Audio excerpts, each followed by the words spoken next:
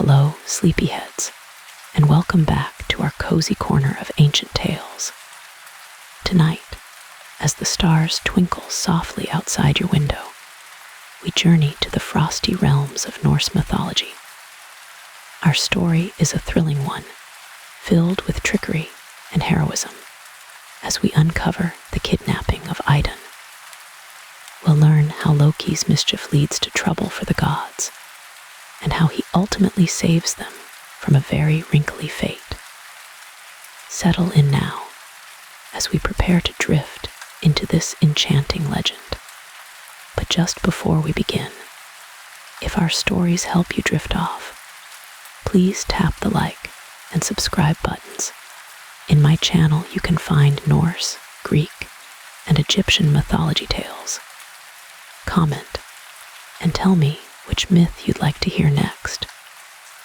Your support helps us craft and shape more calm stories for fellow night owls.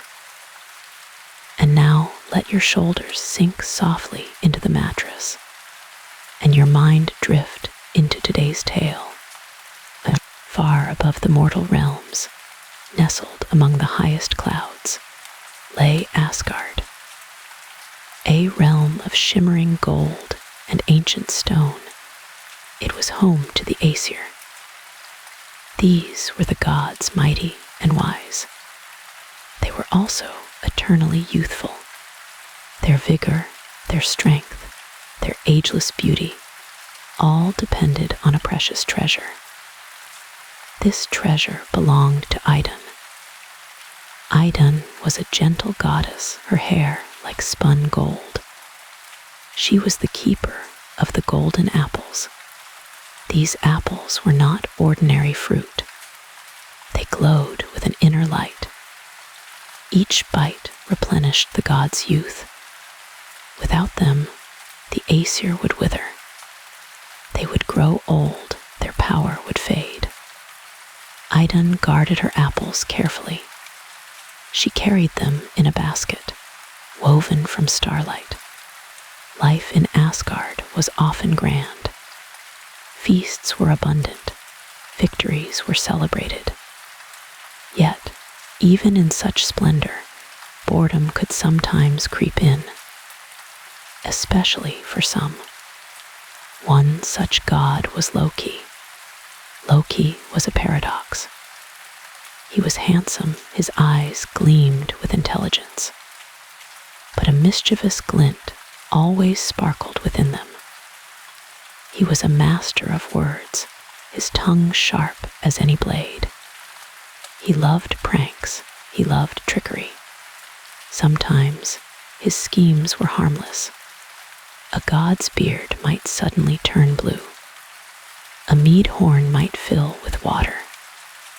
Other times, his tricks were more elaborate. They caused widespread chaos. Loki thrived on this disruption.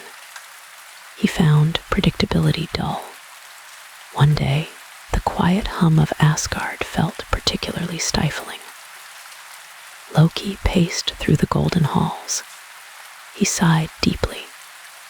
There was no new mischief brewing, no grand deception to weave. He longed for something different. He sought out Odin. Odin was the All-Father. He was the wisest of the gods. One-eyed and solemn, Odin often contemplated the cosmos. He sat on his throne, Hlidskjalf. From there, he could see all worlds. Loki approached Odin cautiously. "Father," he began, his voice smooth as silk. "This endless peace, it is a heavy burden." Odin merely inclined his head. His single eye regarded Loki. "The air grows stale," Loki continued. "The songs are the same. Even the mead tastes less sweet." He paused, a hint of a challenge in his tone. "Surely, there is more to existence than this comfortable stagnation." Odin considered Loki's words. He knew Loki's nature. He understood the restless spirit within him. Sometimes Loki's impulsiveness led to trouble, but sometimes it led to new understanding. "Perhaps you are right, son," Odin finally spoke. His voice was deep, resonant. "A change of scenery might do us good." Loki's eyes brightened. He knew Odin well. He knew this meant adventure. "Where shall we go?" Loki asked, eagerness coloring his voice. "To the fiery realms of Muspelheim, or the icy wastes of Niflheim." He imagined new landscapes. He imagined new opportunities for chaos. Odin shook his head gently. "No, not so far. Not yet." He looked towards the distant mountains. Their peaks pierced the clouds. "Let us explore the wilder parts of Midgard, the parts untouched by man." Loki grinned. Midgard held its own charms. Its forests were ancient. Its rivers flowed with forgotten magic, and its creatures were often ripe for manipulation. This promised entertainment. "We should bring Honir," Odin suggested. Honir was another god. He was tall and swift, but he was also rather indecisive. He rarely spoke his own mind. He often looked to Odin for guidance. Loki stifled a groan. Honir was not the most exciting companion. He was amiable enough, but his presence often dulled the sharp edges of Loki's wit. He was too earnest. He was too predictable. Still, Honir was loyal, and his presence would provide a useful contrast. Loki could always play tricks on Honir. He could always tease him. That thought brought a small smile to Loki's lips. The three gods prepared for their journey. They wore simple cloaks. They carried minimal provisions. They intended to travel light. They intended to live off the land. This was a departure from their usual grandeur. They walked away from Asgard's shining gates. The golden city receded behind them. Its towering spires grew smaller. They descended through the ethereal clouds. Soon, they were in Midgard. Midgard was a tapestry of green and brown. Vast forests stretched for miles. Mighty rivers carved deep valleys. The air here was different. It was earthy. It was wild. It was a refreshing change. They traveled for days. They walked through ancient woods. Sunlight dappled through the leaves. The path was often overgrown. They saw no human settlements. This was truly the wilderness. Odin walked with a steady stride. Honir followed faithfully. Loki, however, bounded ahead. He would dart into the undergrowth. He would climb ancient trees. He would emerge with a mischievous glint. He would sometimes mimic the calls of birds. He would make strange sounds. He would startle Honir. Honir would jump. Loki would then laugh. His laughter echoed through the quiet forest. They feasted on berries. They drank from clear streams. The journey was invigorating. It was a welcome change from Asgard's routines. Even Loki felt a degree of contentment. For a time, at least. But as the days turned into nights, a new sensation emerged. Hunger. Their provisions were long gone. The wild berries were no longer enough. Their divine stomachs rumbled. They had ventured deep into a desolate land. The trees here were sparse. The ground was rocky. It was a harsh landscape. Food was scarce. They searched diligently, but they found little. My stomach aches, Honir complained. He rubbed his midsection. Even the thought of a roasted boar would be a blessing. Loki rolled his eyes. Honir was always so dramatic. Patience, Honir, Odin advised. His voice was calm. The wilderness tests us, but it also provides. He scanned the horizon. His single eye missed nothing. Suddenly, Odin pointed. "Look there," he exclaimed. In the distance, a herd of oxen grazed. They were magnificent beasts. Their hides were thick. Their horns were wide. They looked plump. Loki's eyes lit up. "Finally," he cried, "a proper meal." He drew his hunting knife. Honir readied his spear. Odin merely watched. He knew his companions would handle this. They approached the herd stealthily. Loki was swift. He moved like a shadow. He chose the largest ox. With a quick, precise strike, he brought it down. The animal was massive. It would feed them well. They quickly built a fire. Smoke curled into the twilight sky. Loki began to butcher the ox. He worked with practiced ease. He cut thick slices of meat. He skewered them on branches. The scent of roasting meat filled the air. Their mouths watered. Their hunger sharpened. They waited impatiently. The meat sizzled over the flames. It turned golden brown. "Surely it is ready now?" Honir asked. His voice was eager. He reached for a piece. Loki swatted his hand away. "Not yet, dullard. It must be cooked through." They waited. The aroma grew stronger. Their hunger grew more intense. But something was wrong. The meat was not cooking. It remained raw. It remained stubbornly cold.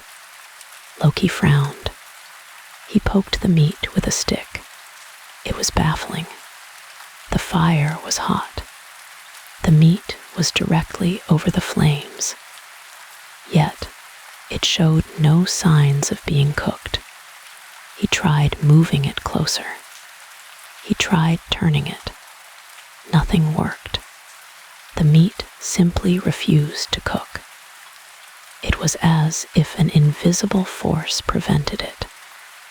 Loki grew frustrated. "What sorcery is this?"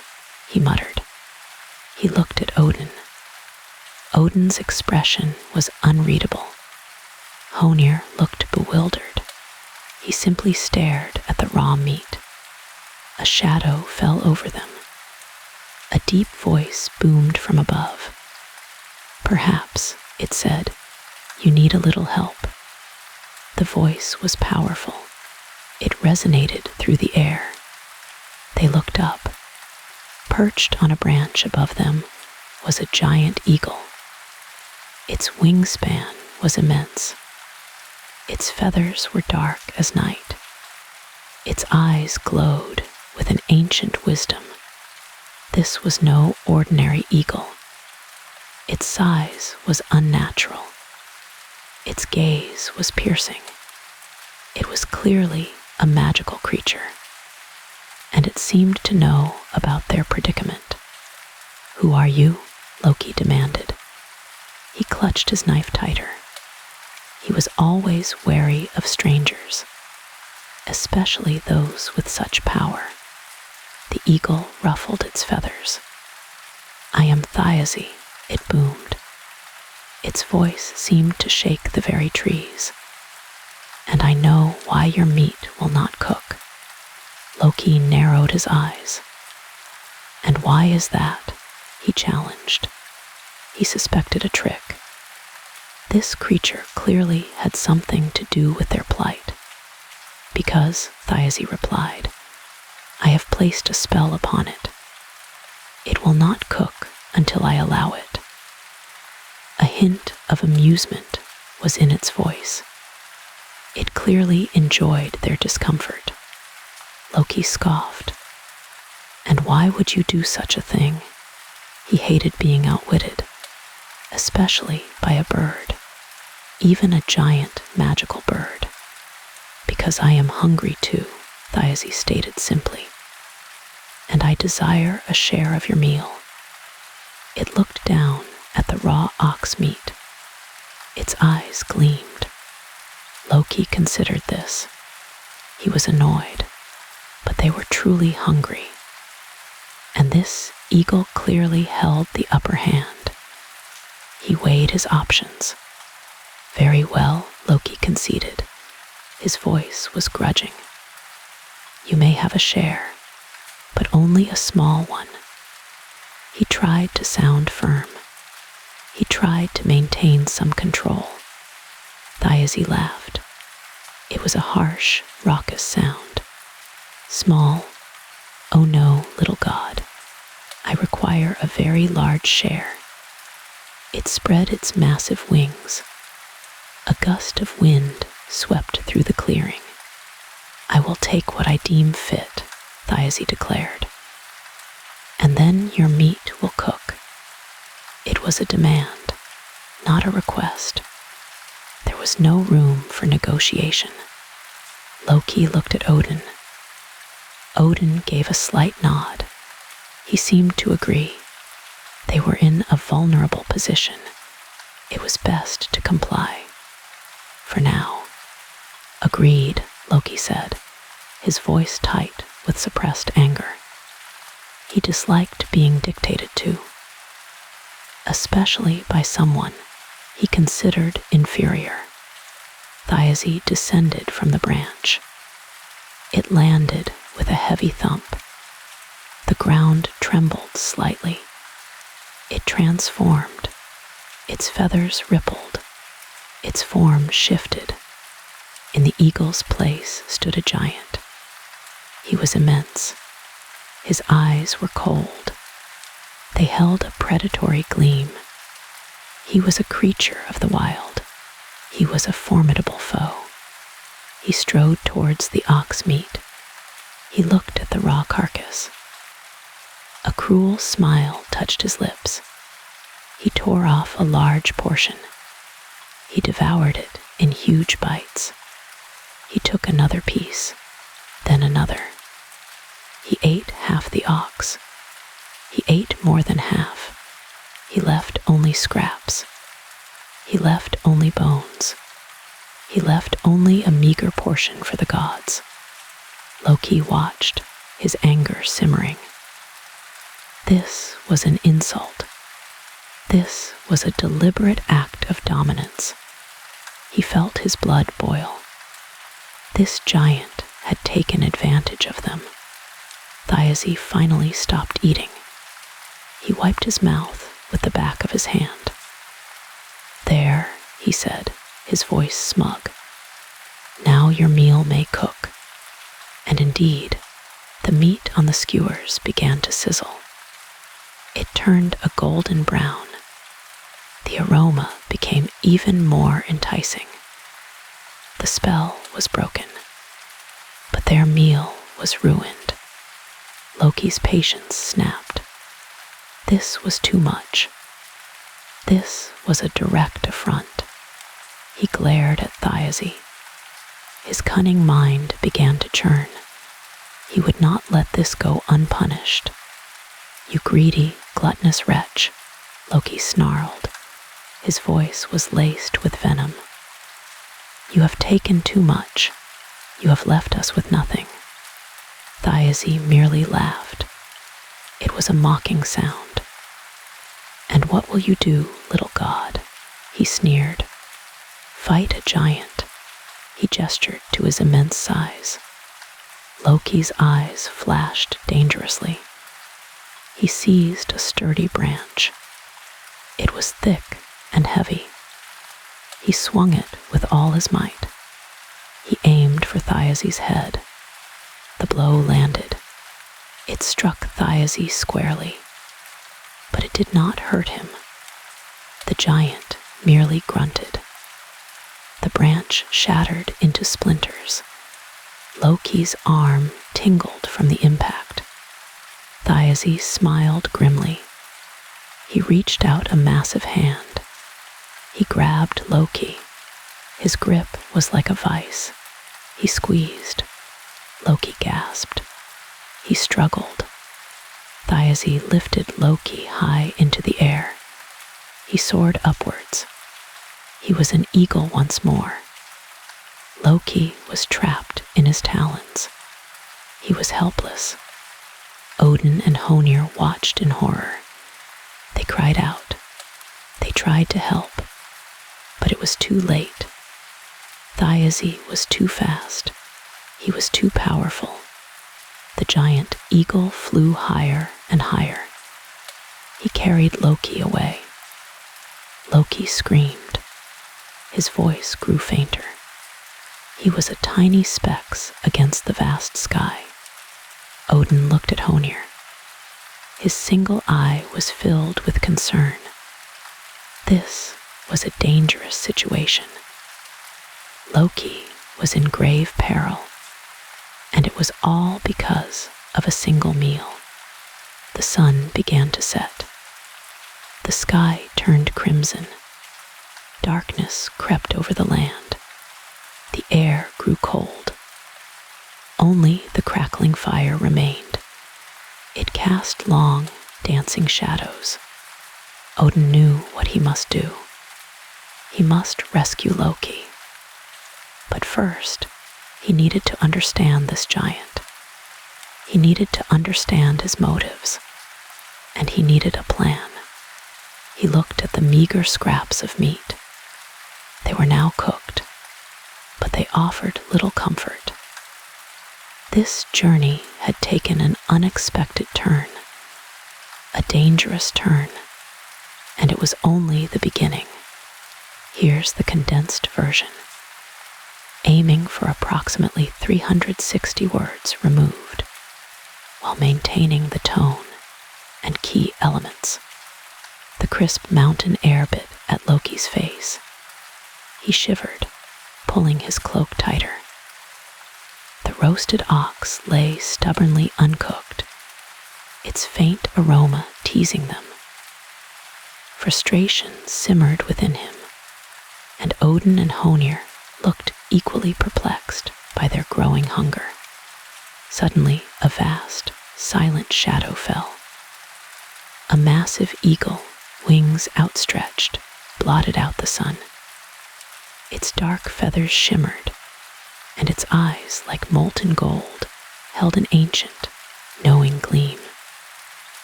It circled once, then landed nearby with a powerful thud that made the ground tremble. A cold wind, stirred by its descent, whipped around them. The eagle tilted its immense head, letting out a low, guttural cry. "This meat will not cook," a deep, resonant voice boomed, vibrating through the stones. "Not while I am here." Loki's eyes narrowed. He recognized the voice, though cloaked in power. This was Thyesy, the formidable giant, in his eagle form. "Who are you?" Loki called out, feigning ignorance. The eagle's golden eyes fixed on him. A low chuckle, like shifting stones, rumbled in its chest. "You know who I am, trickster." The name was a sneer. "What do you want?" Odin's calm, commanding voice cut through the tension. "A share," the eagle replied, its gaze lingering on the ox.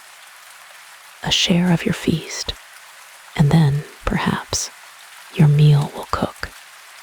Loki scoffed. We hunt our own food. We cook our own food. We share with no one.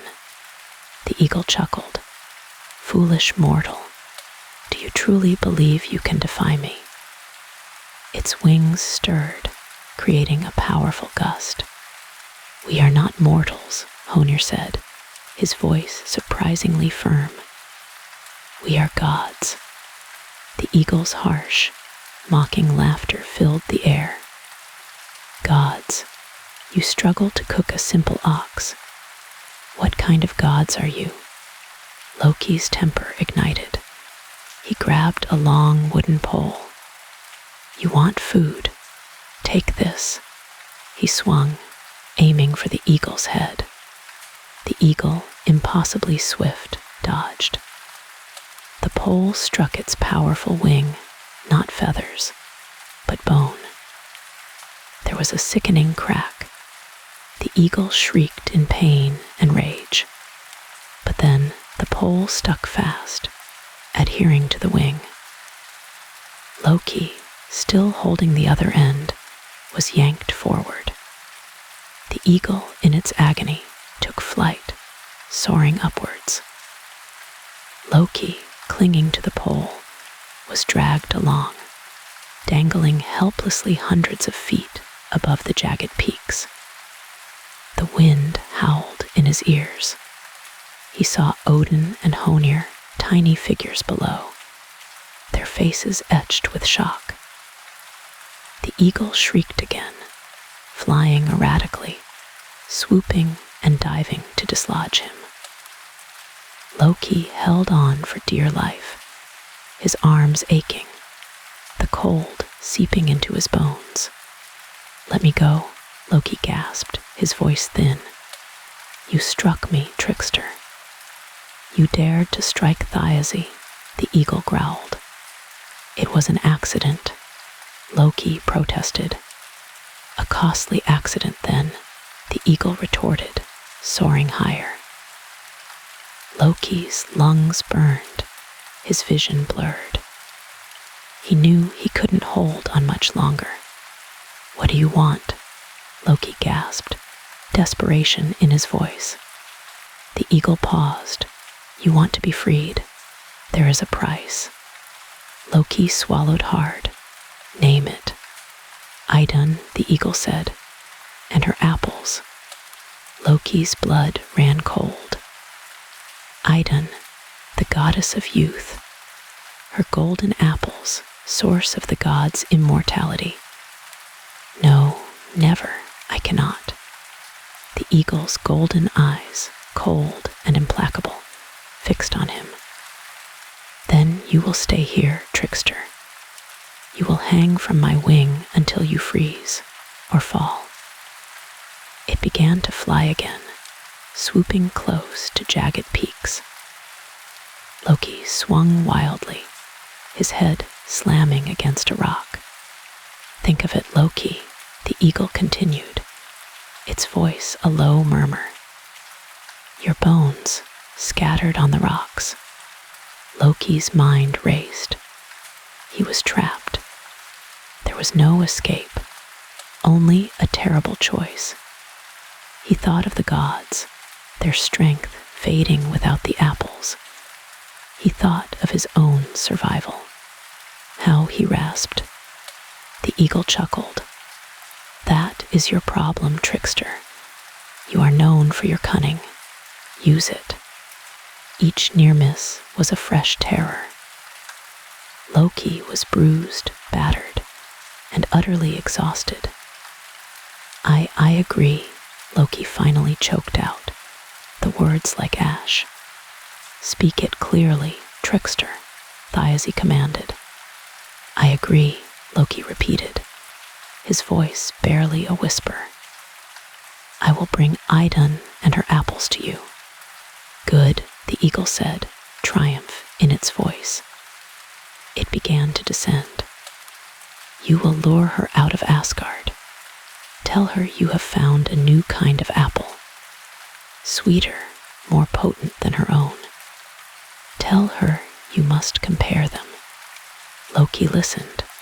his mind already spinning. Bring her to the edge of Asgard, the eagle continued. To the forest of Barry. I will meet you there. And if you fail, trickster, Thyese warned, I will come for you. And for all of Asgard. Do you understand? I understand, Loki murmured, his voice flat. The eagle descended, landing gently. The pole detached. Loki stumbled, falling to his knees, gasping for air. He was free. Go, Thyese commanded. Do not delay, and do not forget your promise. Loki scrambled to his feet. He glanced back at Odin and Honir, who hurried towards him. He had to hide his bargain. He forced a weak smile. A rough ride, he called out, his voice shaky. But I'm fine. He avoided their gaze, downplaying the terror. He could not reveal the truth. Thyese watched him, its golden eyes unblinking, its gaze a physical weight. The eagle let out a final, resonant cry of victory, then soared into the sky, disappearing over the peaks. Loki watched it go, a knot of dread tightening in his stomach. The giant was gone, but its shadow remained. Loki, are you all right? Odin asked, his voice concerned. Loki flinched, then forced himself to relax. Just a little shaken, he said, forcing a laugh. That bird certainly has a temper. He avoided their probing questions. He felt the weight of his promise, a cold stone in his heart. Idun, the gentle goddess. He had betrayed her for his own survival. The thought was a bitter poison. The agreement was made. The bargain was struck. Loki, the trickster, was now bound by a terrible, unbreakable promise. The roasted ox lay cold and uncooked. Their hunger remained, but a far greater hunger had been awakened. A hunger for revenge. A hunger for the golden apples. Loki walked beside Odin and Honir, his mind consumed by a single, terrifying thought. He had to deliver Idun. He had to betray the gods, or face the wrath of Thyese. The choice was clear. The path was set. And Loki, the gods' most unreliable ally, had become their most dangerous threat. The silence of the mountains seemed to press in, whispering Thyase's name. A chill of dread, deep and pervasive, had settled within him. He was a pawn in a game far larger than himself, a game with terrifying stakes. And he, Loki, the cunning and manipulative, was now caught in his own trap. A trap of his own making. Here's a condensed version of the story beat, aiming for a reduction of approximately 449 words, while maintaining the gentle, bedtime story tone and all key elements. Loki returned to Asgard, moving carefully.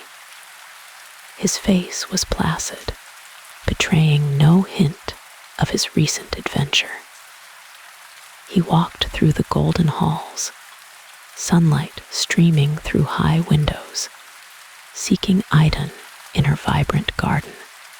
He found her humming softly, tending delicate plants, her basket filled with ripe, red apples. Idun, Loki's voice was smooth. I have something wonderful to tell you. Idun looked up, her eyes bright, a gentle smile on her lips. Oh, Loki, what is it? I have journeyed far, he began conspiratorially. Beyond Asgard's walls, I found something extraordinary. A tree that bears apples unlike any other. More magnificent than mine, she asked, wonder in her voice. Infinitely so, Loki assured her, nodding emphatically. Their skins shimmer like starlight. Their taste is pure ambrosia. Idun's eyes widened, imagining such fruit. Her own apples sustained the gods, but these sounded magical.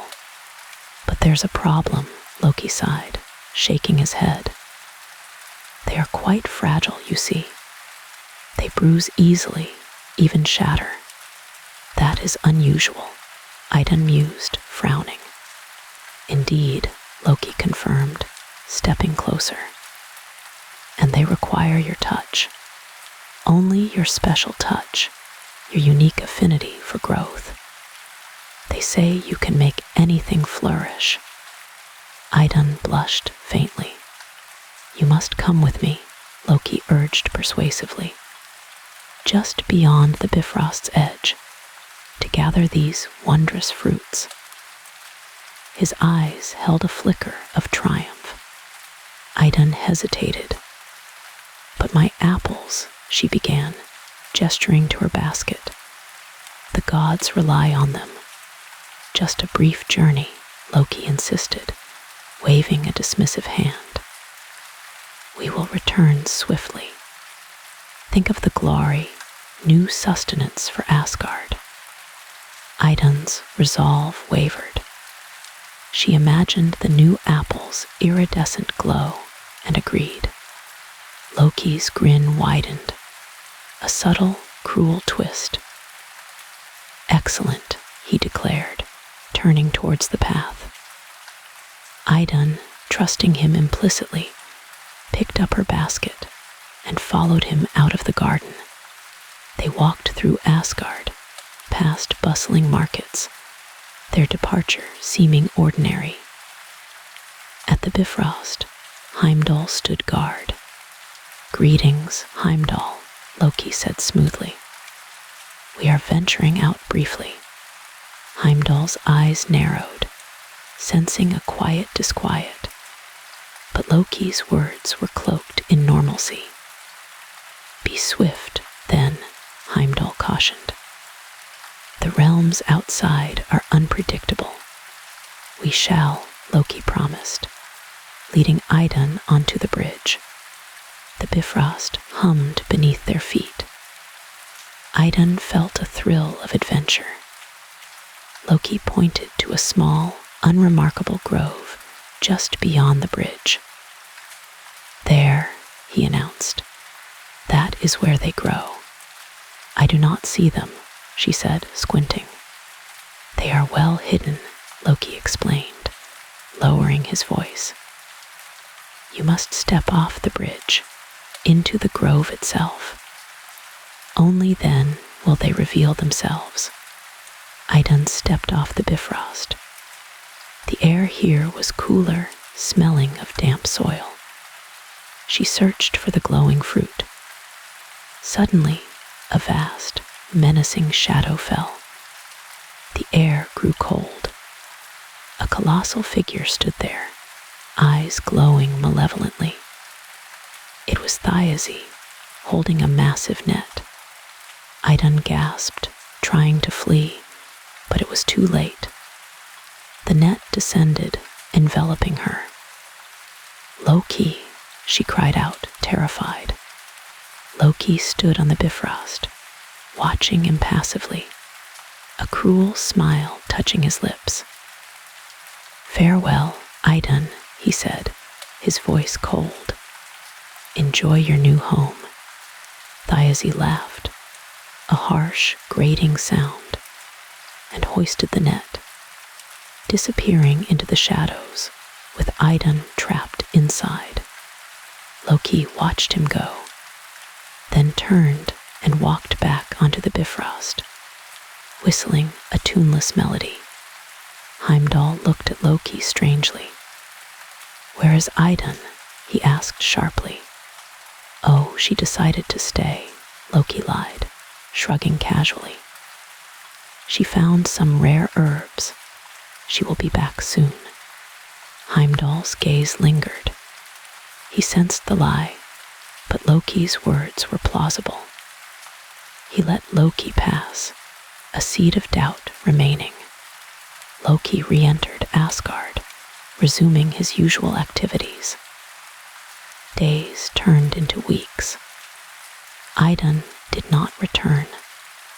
The gods began to notice her absence. At first, it was subtle. A slight stiffness, a faint ache, a dulling of senses. Then, changes accelerated. Their skin wrinkled, hair grayed. Frigg, Odin's wife, noticed first, her reflection weary. Odin, the All-Father, felt his mighty strength diminish, his vision dim. Thor's muscles felt less firm, Mjolnir heavier. Sif's hair lost its sheen. Freya's radiant beauty began to fade. The Aesir gathered in council, their faces etched with worry. What is happening?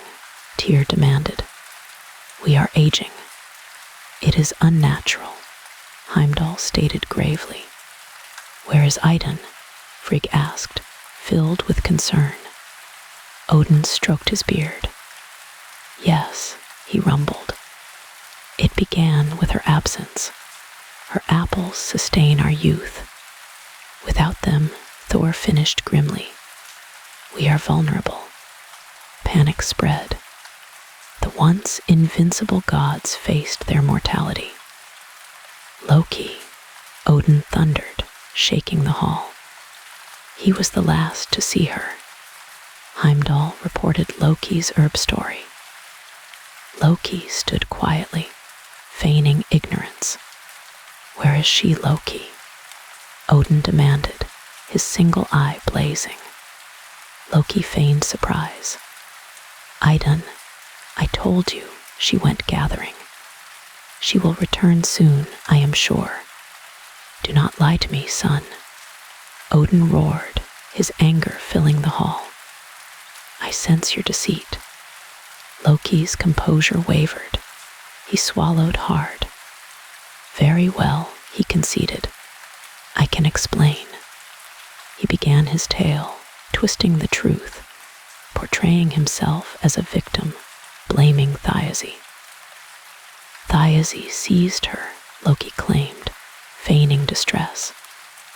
He flew down from the sky. He took her and her apples. I tried to stop him. Why did you not tell us sooner?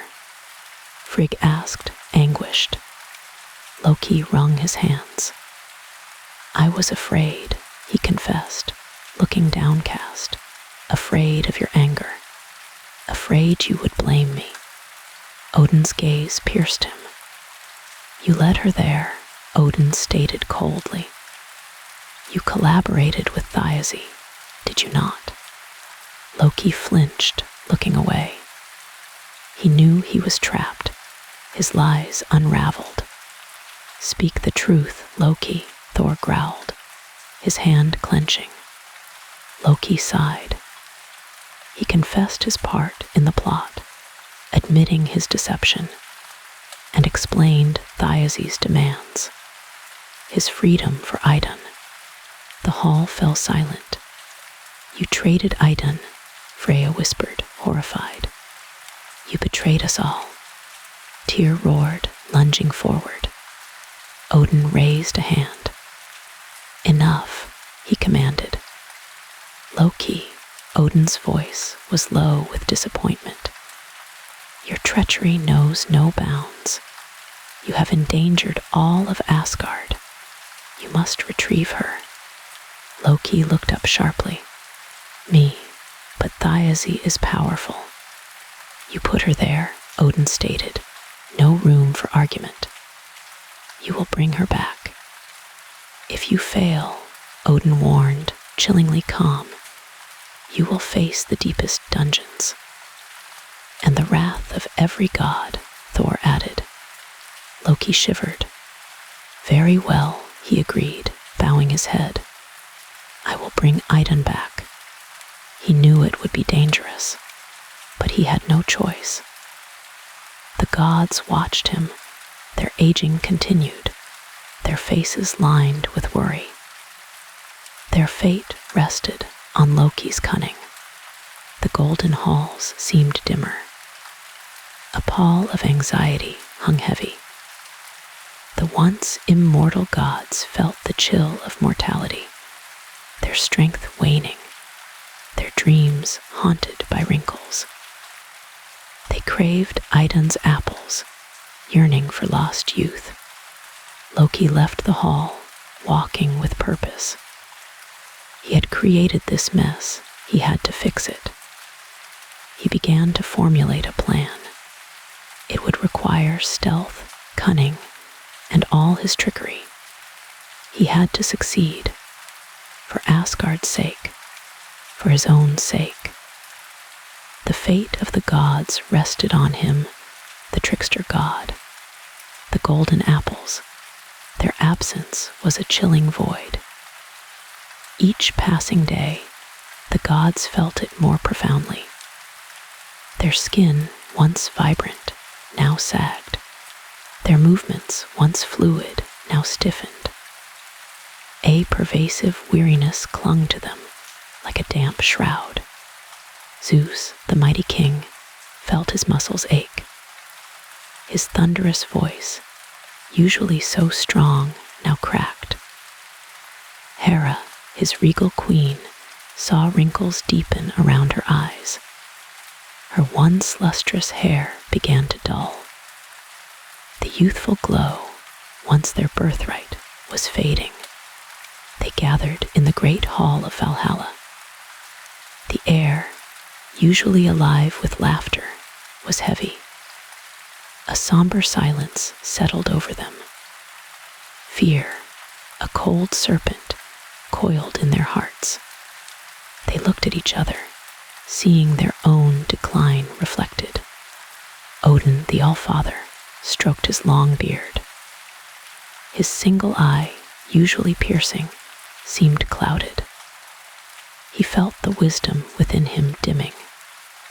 His vast knowledge, once boundless, felt finite. This slow decay was anathema to him. Thor, the Thunderer, gripped Mjolnir, his hammer. Its weight felt heavier than before. His mighty arm, usually tireless, now trembled. He felt the loss of his strength keenly. A warrior without vigor was a warrior lost. Freya, goddess of love and beauty, wept. Her tears, once like pearls, now felt like lead. Her beauty, her very essence, was ebbing. Her golden tears, once abundant, were scarce. What was a goddess of beauty without it? Frigg, the queen, wrung her hands. She felt the chill of mortality embrace her. Her prophetic sight, usually clear, was blurred. The future, once open, now felt closed. Her children, her beloved Aesir, were suffering. Their minds, once sharp and quick, now wandered. Memories, once vivid, now blurred at the edges. The clarity of thought, a hallmark of divinity, was eroding. They struggled to recall simple things. This mental fog was terrifying. The once vibrant colors of Asgard seemed to dim. The golden halls, usually gleaming, now appeared muted. The very light of their realm felt less bright. This visual decline mirrored their internal state. Everything was fading. They ate, but the food held no nourishment. They drank, but the thirst remained. Their bodies craved the sustenance Idun's apples provided. This constant hunger was a torment. It gnawed at their very being. A low murmur rippled through the hall. Whispers of suspicion began to surface. Why had Idun disappeared so suddenly? Who had seen her last?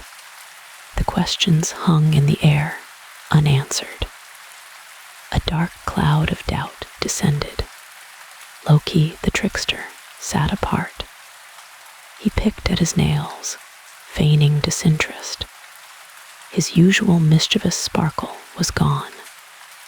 A nervous energy vibrated around him. He avoided eye contact with the others. His quietness was conspicuous. He had been unusually quiet since Idun vanished. No jests, no pranks, no cutting remarks. This silence was more unsettling than his usual antics. It was a stark departure from his nature. It screamed guilt. Frigg, with her keen intuition, observed him. Her gaze, though clouded, held a certain knowing. She sensed a disturbance in his aura, a flicker of deceit, a shadow of fear. Her motherly heart ached with worry. Odin's single eye narrowed. He had always watched Loki closely. The trickster was a constant source of trouble.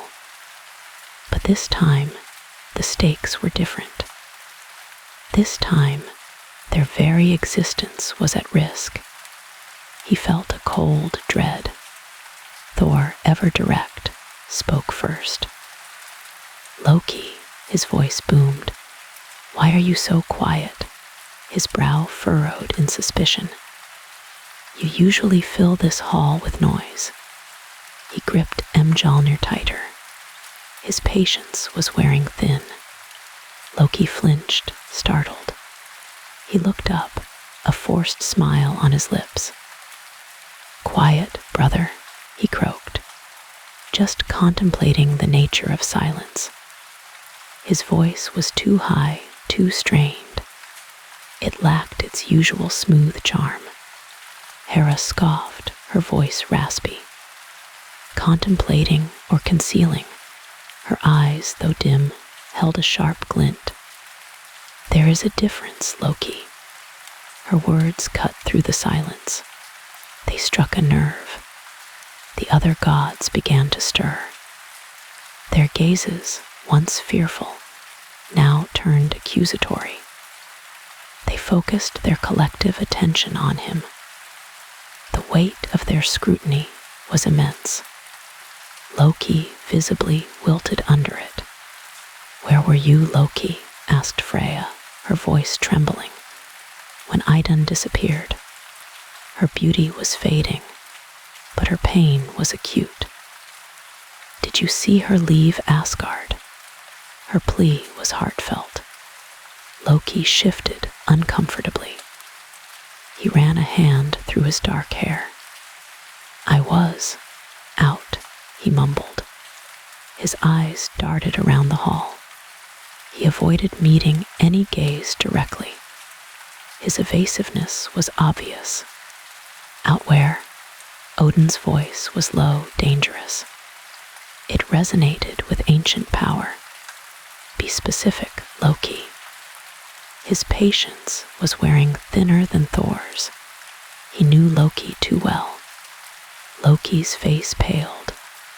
He swallowed hard. The air in the hall grew thick. The pressure mounted on him. He felt their collective suspicion. It was a tangible force. I was hunting, he finally admitted. His voice was barely a whisper. A great eagle flew overhead. He gestured vaguely towards the sky. I followed it, hoping for a catch. Thor slammed Mjolnir onto the floor. The sound echoed like thunder. An eagle, he roared. You hunt eagles, Loki.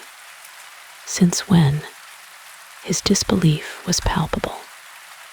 You prefer smaller prey, usually. Loki stammered, his facade crumbling. It was a magnificent specimen. His eyes darted to Odin. I thought it might please you, Allfather. He tried to regain some composure, Odin's single eye fixed on him. And what did this magnificent eagle do? His tone was flat, devoid of emotion. Did it lead you to Idun? His question was a direct hit. Loki's breath hitched. He closed his eyes briefly. The truth was a heavy burden. It pressed down on him. He knew he could not escape it. Not this time. He opened his eyes, resignation etched on his face. It was no ordinary eagle. His voice was hoarse. It was Thiazi, the Jotun.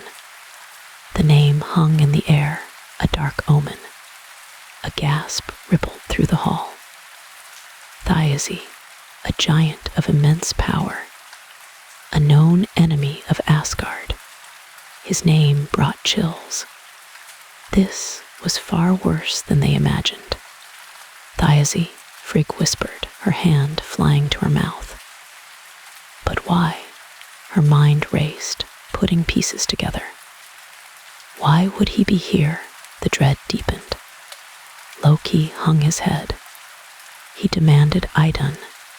His voice was barely audible. He threatened to destroy Asgard.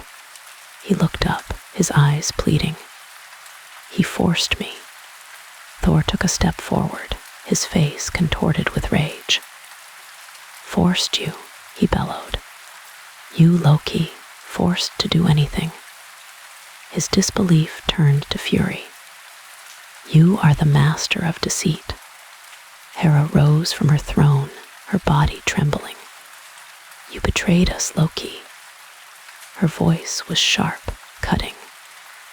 You handed Idun to our enemy. Her accusations stung. Loki looked away, shame overwhelming him. He had me. He gestured vaguely. He trapped me, transformed me. He remembered the eagle's talons, the crushing grip. I had no choice. Odin rose slowly, his presence filling the hall.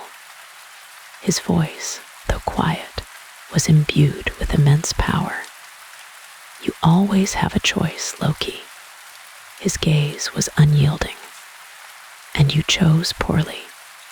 The other gods murmured, their anger palpable. They felt the sting of betrayal. Loki, their kin, had endangered them all.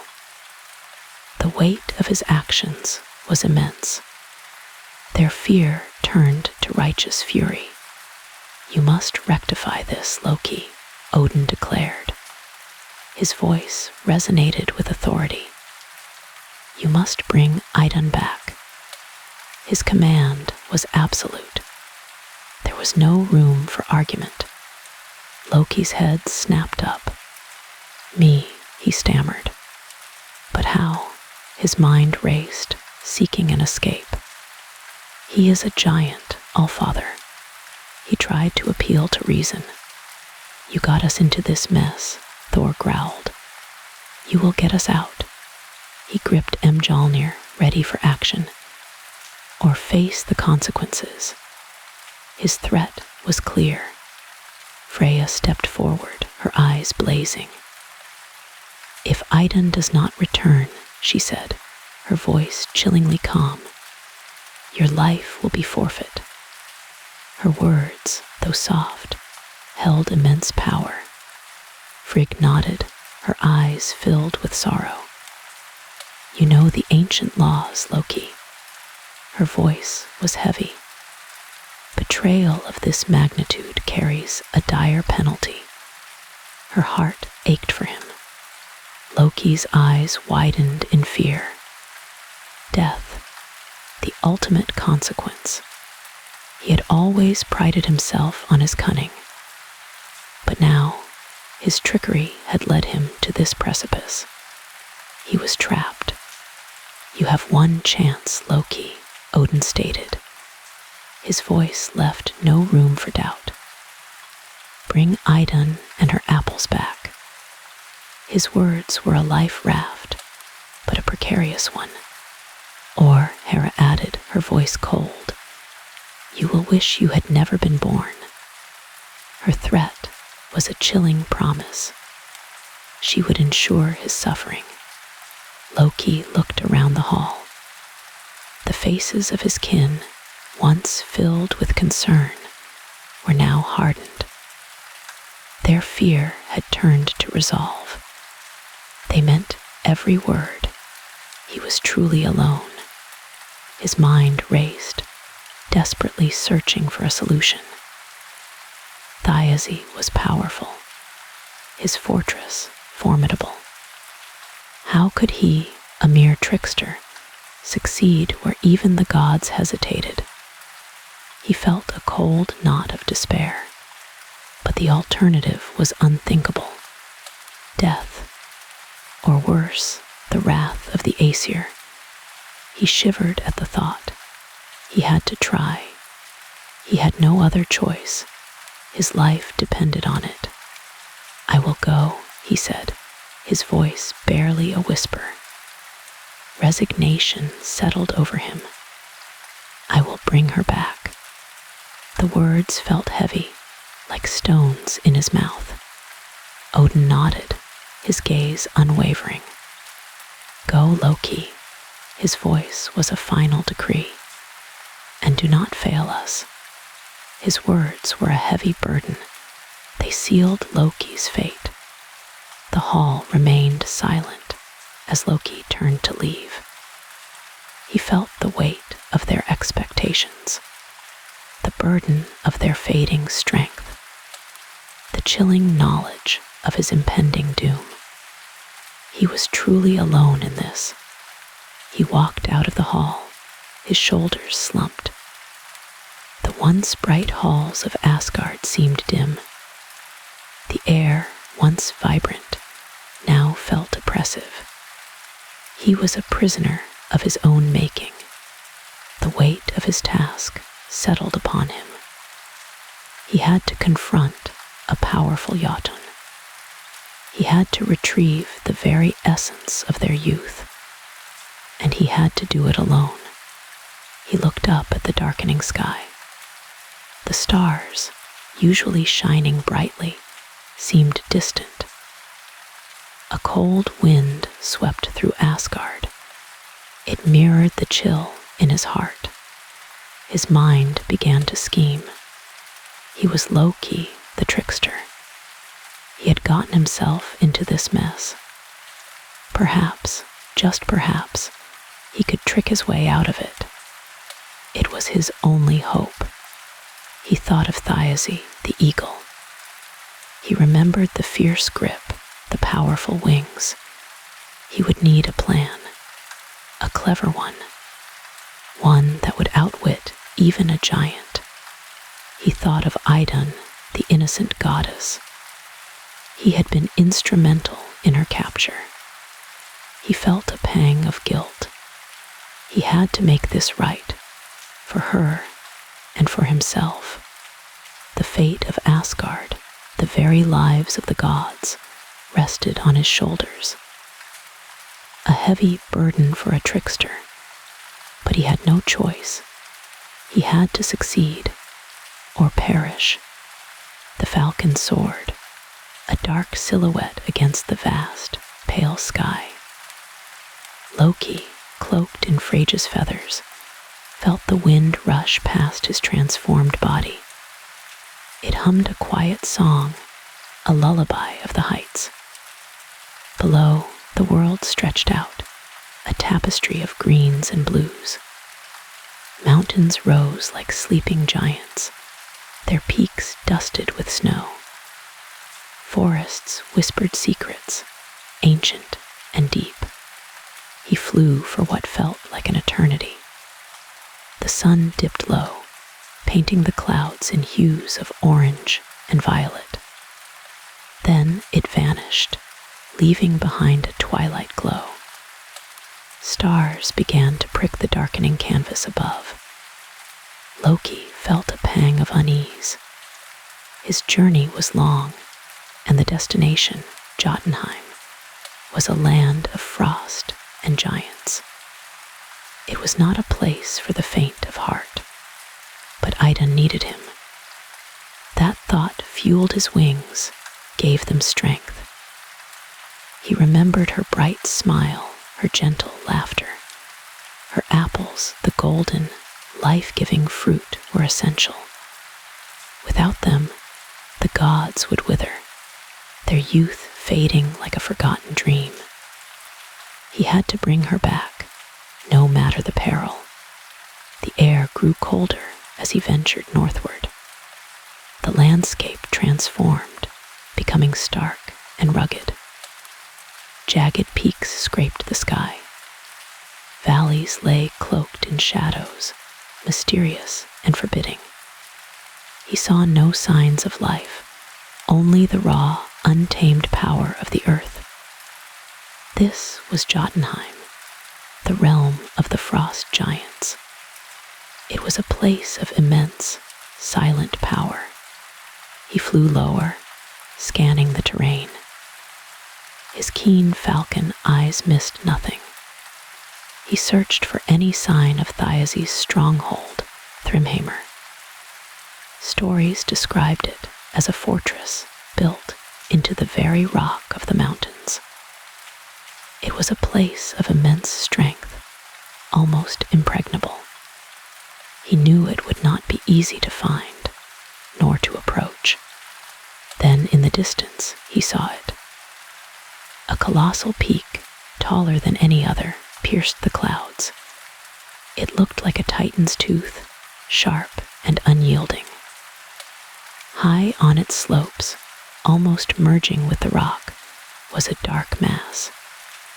It was immense, formidable, a silent sentinel guarding the frozen wastes.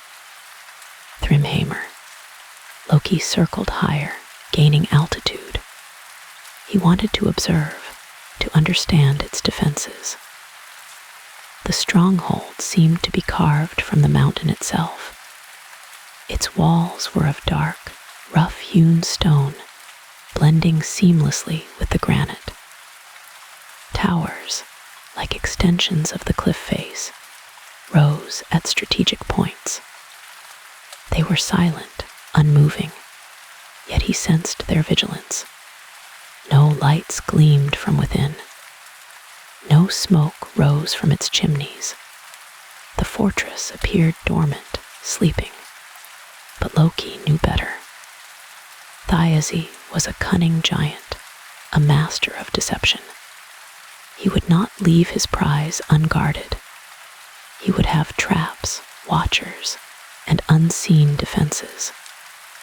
Loki had to be careful, every movement precise. He began a slow, wide circle around the stronghold. He studied its every angle. He noted the sheer drops, the narrow ledges. He looked for any weakness, any potential entry point.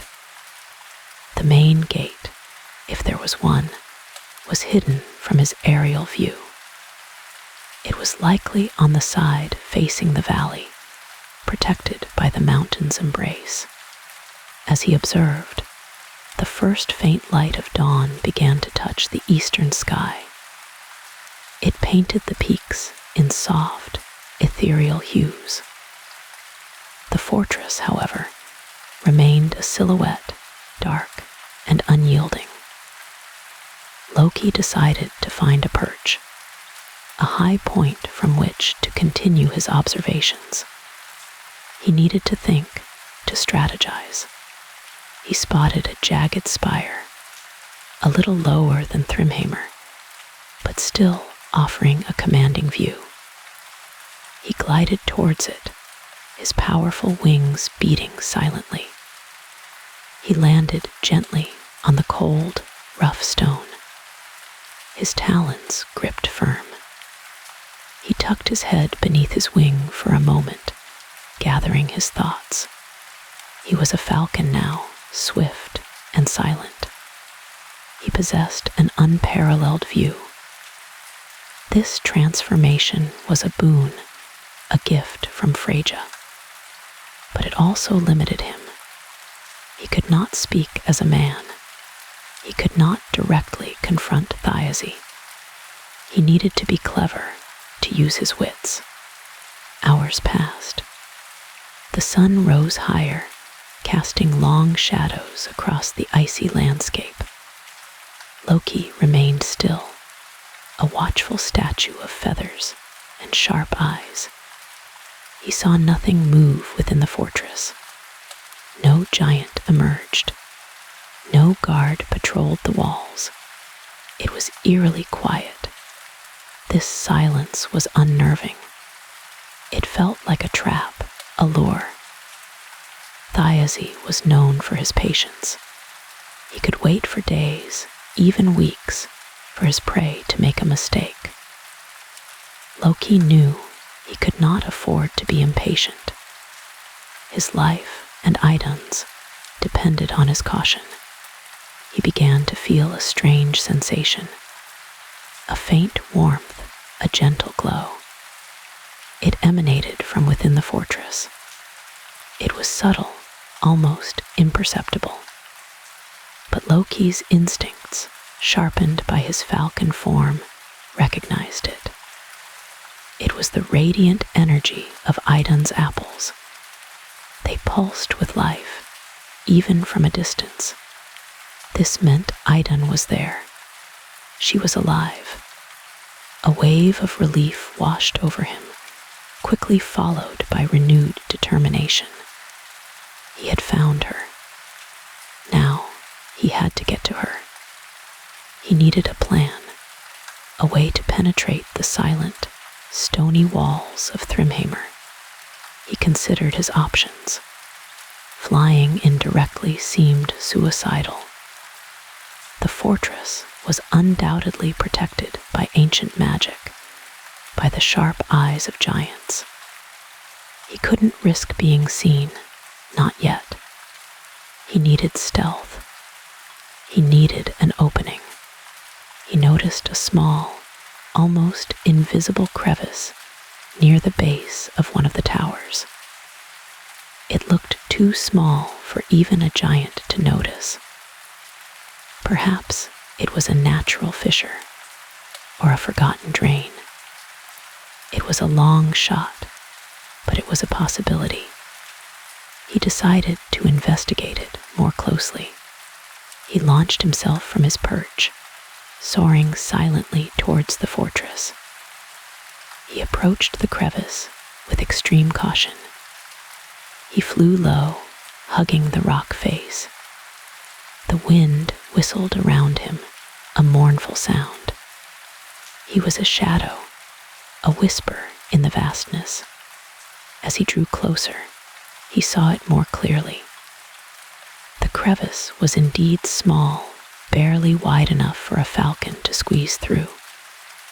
It was dark, leading into the heart of the mountain.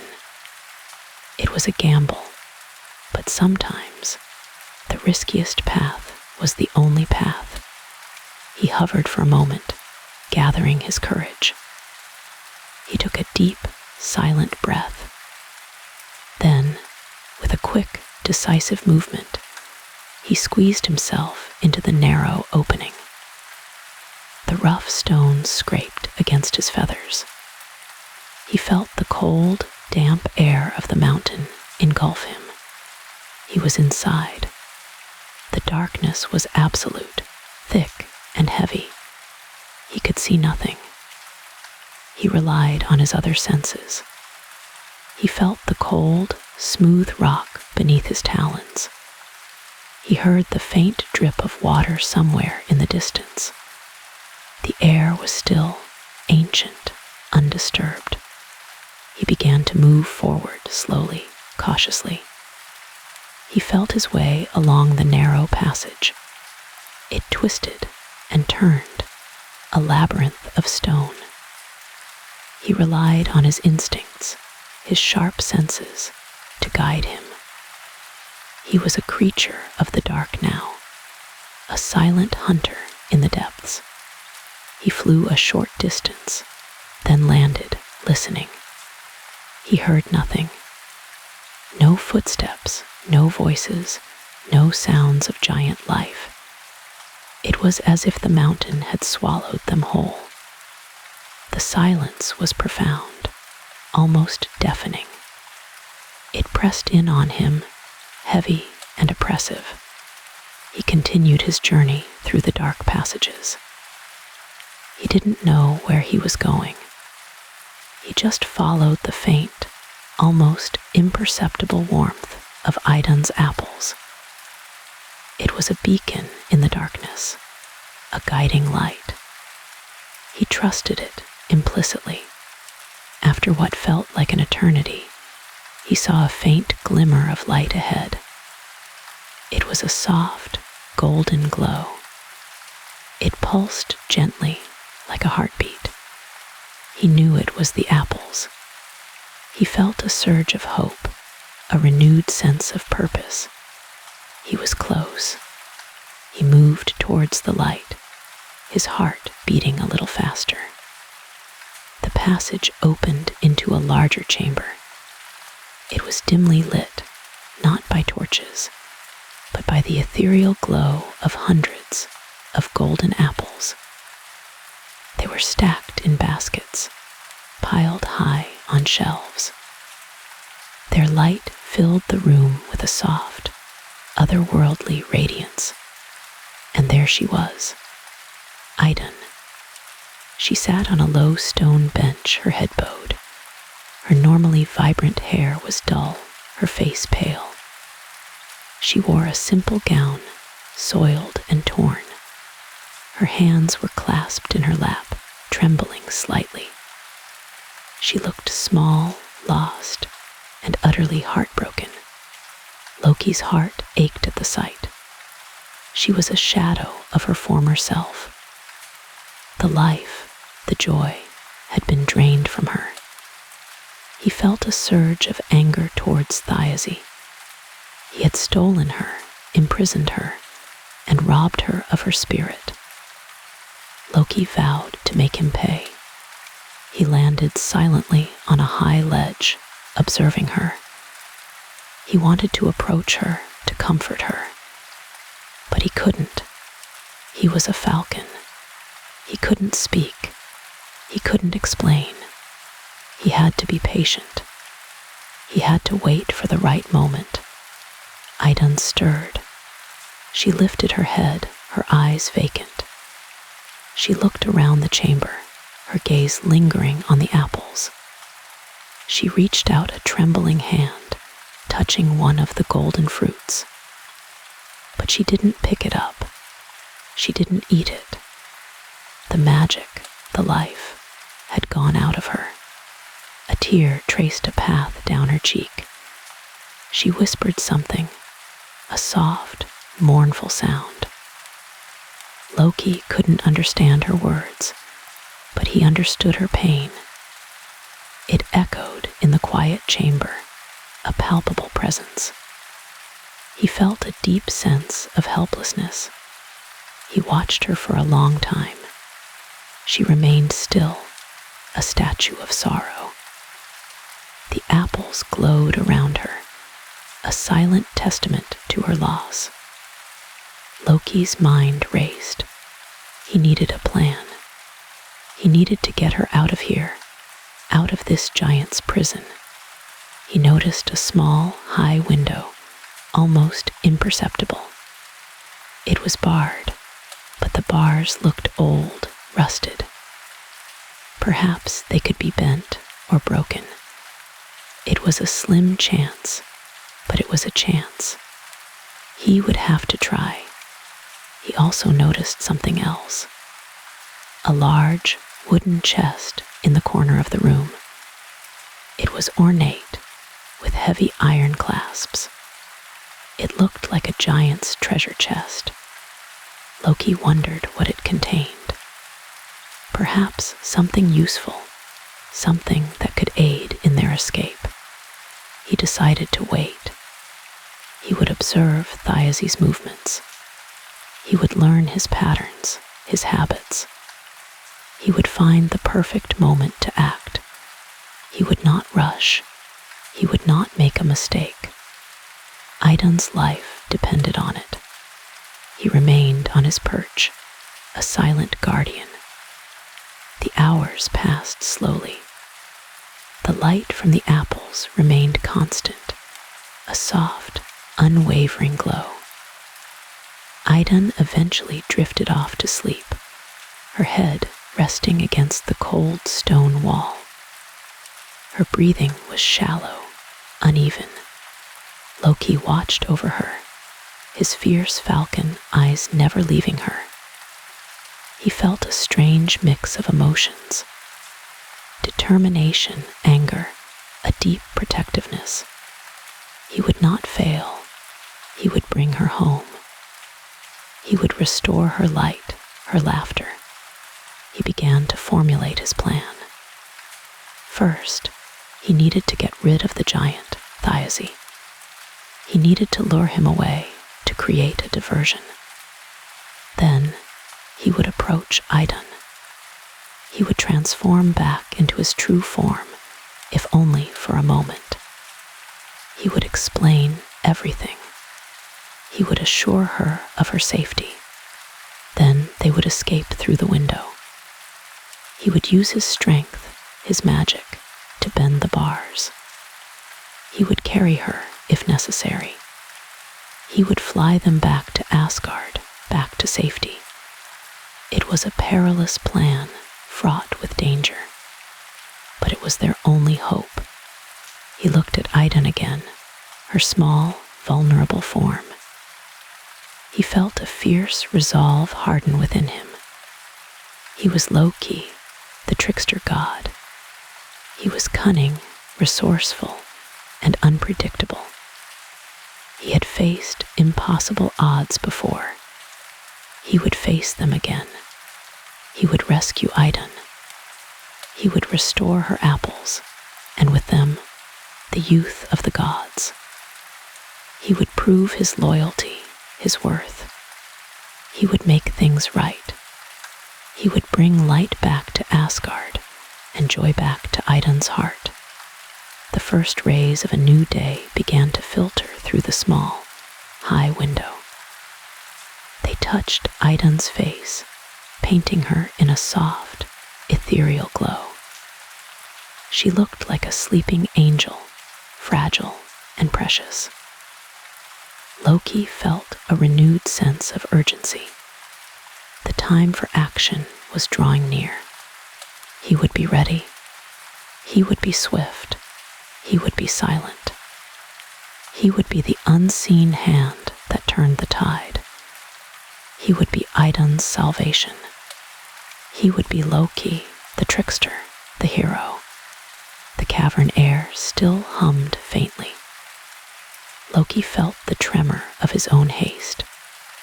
He knew Thiazi would return soon, too soon, perhaps.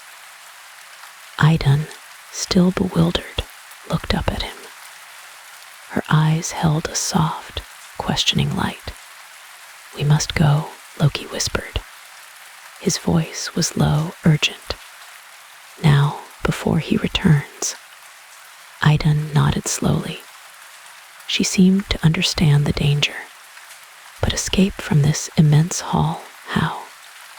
Loki's mind raced. He needed a plan. A quick, clever way to spirit her away.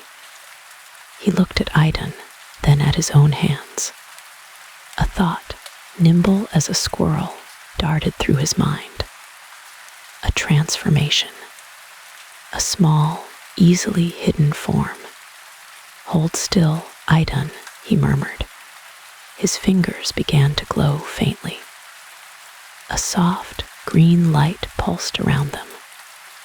Idun gasped, but did not move. She trusted him in this strange, perilous moment. The light intensified, swirling around Idun. Her form began to shimmer. Her golden hair dissolved into fine dust. Her limbs softened, drawing inward. Her silken gown rippled, then vanished. She shrank, diminishing rapidly. Smaller and smaller she became. Her vibrant life force compressed. The glowing sphere pulsed once more. Then it faded. In its place, nestled in Loki's palm, lay a single, perfect hazelnut. It was smooth and brown. It held a faint, inner glow. Loki quickly tucked the nut into a small pouch. The pouch was woven from sturdy thread. He secured it at his belt. It was a strange, precious cargo. He felt a pang of unease. Would this transformation hold? He needed to move. He needed to be swift.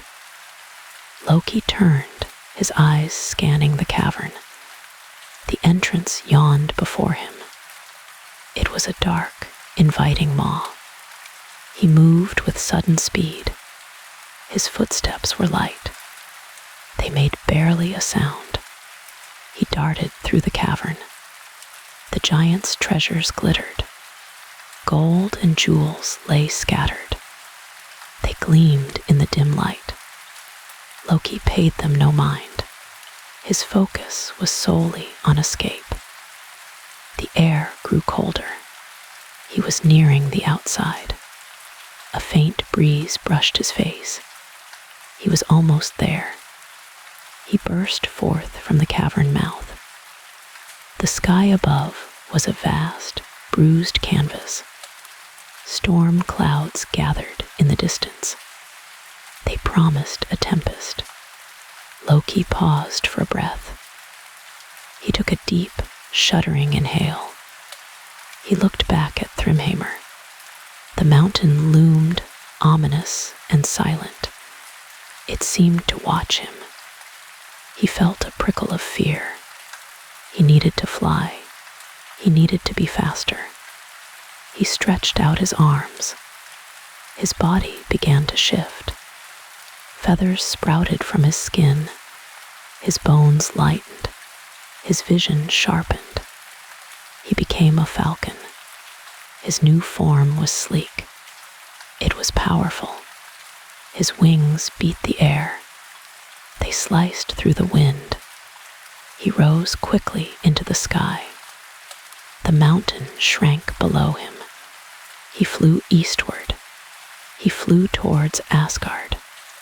The pouch at his belt felt light. He could feel the hazelnut within. Idun was safe for now. But the journey was long, and Thiazi was cunning.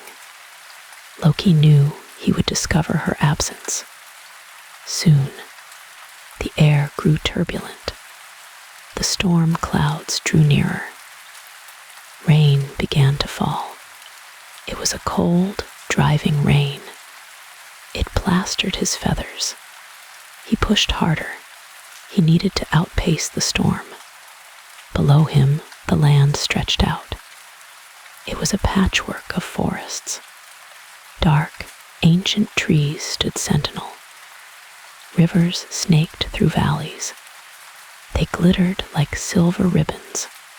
He flew higher. He sought the fastest currents. Hours passed. The sun began to dip. Its light turned the clouds to fire. Loki's muscles ached. His wings felt heavy, but he could not stop. He dared not rest. Suddenly, a shadow fell over him. It was vast and dark. It blotted out the last light. Loki's heart leaped. A dreadful premonition seized him. He knew. He turned his head. High above him, a colossal form appeared. It was Thiazi. He was in his eagle form. His wingspan was immense. It dwarfed Loki's own. His eyes glowed with fierce, burning rage. Thiazi let out a shriek. It was a sound of pure fury. It echoed through the sky. It tore at the very air. Loki felt it in his bones. He knew he had been discovered. Loki, Thias's voice boomed. It was like thunder. You thief, you trickster, where is she? His voice vibrated with menace. It shook the very heavens. Loki did not answer. He poured all his strength into his flight. He banked sharply. He dove. He twisted. He tried to evade the giant eagle. His small form was nimble. He used it to his advantage. Thias swooped. He was incredibly fast. He was a force of nature. His talons extended. They were like sharpened spears. They aimed for Loki. Loki felt the wind of their passage. He sped up. He flew faster than he ever had. His wings beat frantically. The wind howled around him. The rain intensified. It became a blinding curtain. Thias was relentless. He pursued Loki. He was a dark, feathered storm. He closed the distance. His rage fueled him. He would not let Loki escape. Loki darted through the rain. He wove through the cloud-scudded sky. He hoped to lose Thias. But the giant eagle was too determined. His eyes, keen as a hawk's, fixed on Loki. The chase continued. They flew over mountains. They soared above vast plains. The landscape below blurred. It became an indistinct canvas. Loki's breath came in ragged gasps. He could feel Thias's presence. It was a hot, burning weight. It pressed down on him. The giant's shadow was ever present. It was a dark, terrifying shroud. Loki was tiring. His strength was ebbing. He pushed himself harder. He remembered Idun. He remembered the hazelnut. He had to protect her. He had to reach Asgard. Thias let out another shriek. It was closer this time. Loki felt a sudden, sharp pain. A talon grazed his wing. A feather detached. It spiraled down. It was a stark white against the gray sky. Fear, cold and sharp, pierced Loki. He was wounded. He could not afford to be wounded. He needed all his speed. He needed all his agility. He twisted again. He dove steeply. He aimed for a thick cloud bank. He hoped to use it for cover. The clouds swallowed him. It was thick and damp. Thias plunged after him. He was a dark, formidable shape. He burst through the cloud. He was still on Loki's tail. His eyes glowed. They were like embers. You cannot escape me, Thias roared. His voice vibrated. It shook the very air. She is mine. Idun is mine. His pursuit was unwavering. His fury was immense. Loki flew on. He ignored the pain. He ignored the exhaustion. His focus was absolute. He had to outwit the giant. He had to reach safety. He saw it then, far in the distance. A faint, shimmering light. Asgard, the golden city. It was still so far, but it was there. Hope flickered within him. He aimed for it. He poured his remaining strength into his flight. His wings beat a desperate rhythm. The wind sang in his ears. It was a mournful song. Thias gained on him. The giant was faster. He was stronger. Loki could feel his hot breath. It was close behind him. It smelled of ozone and rage. Loki began to spiral. He climbed higher. He hoped to gain altitude. He hoped to use the thin air. He hoped to lose the giant. But Thyese matched him. He climbed effortlessly. His great wings propelled him. He was an unstoppable force. He was a predator. Loki looked back.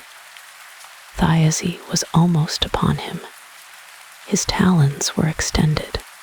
They gleamed wickedly. They were ready to strike. A desperate thought flashed through Loki's mind. A risky maneuver. A last, desperate gamble. He had to try. He folded his wings. He became a stone. He plummeted. He fell like a meteor.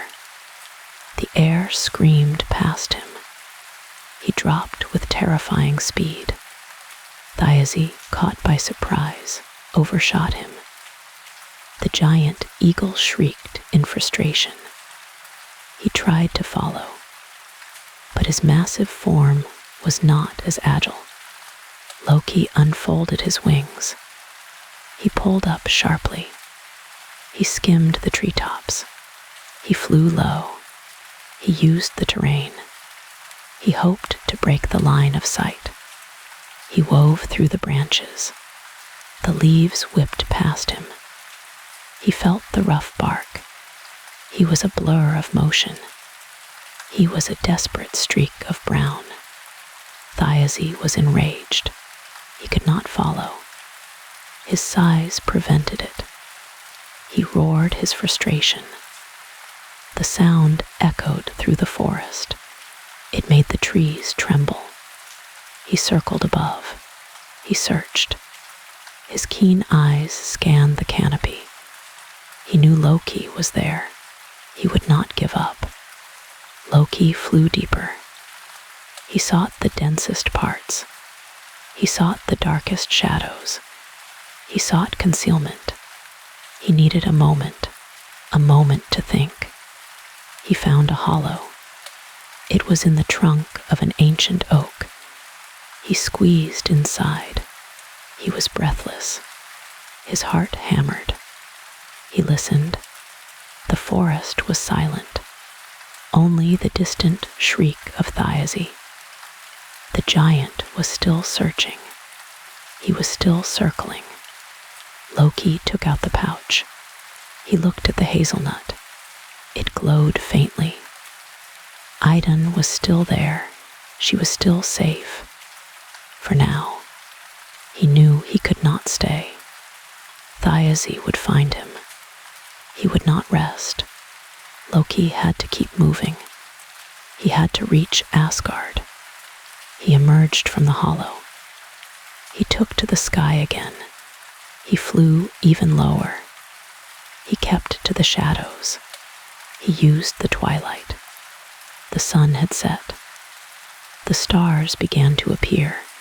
They pricked the black sky. They were cold, distant eyes. They watched the chase. Thyese was still there. He was a dark shape. He moved against the stars. He was a relentless hunter. He was tireless. Loki felt a renewed surge of fear.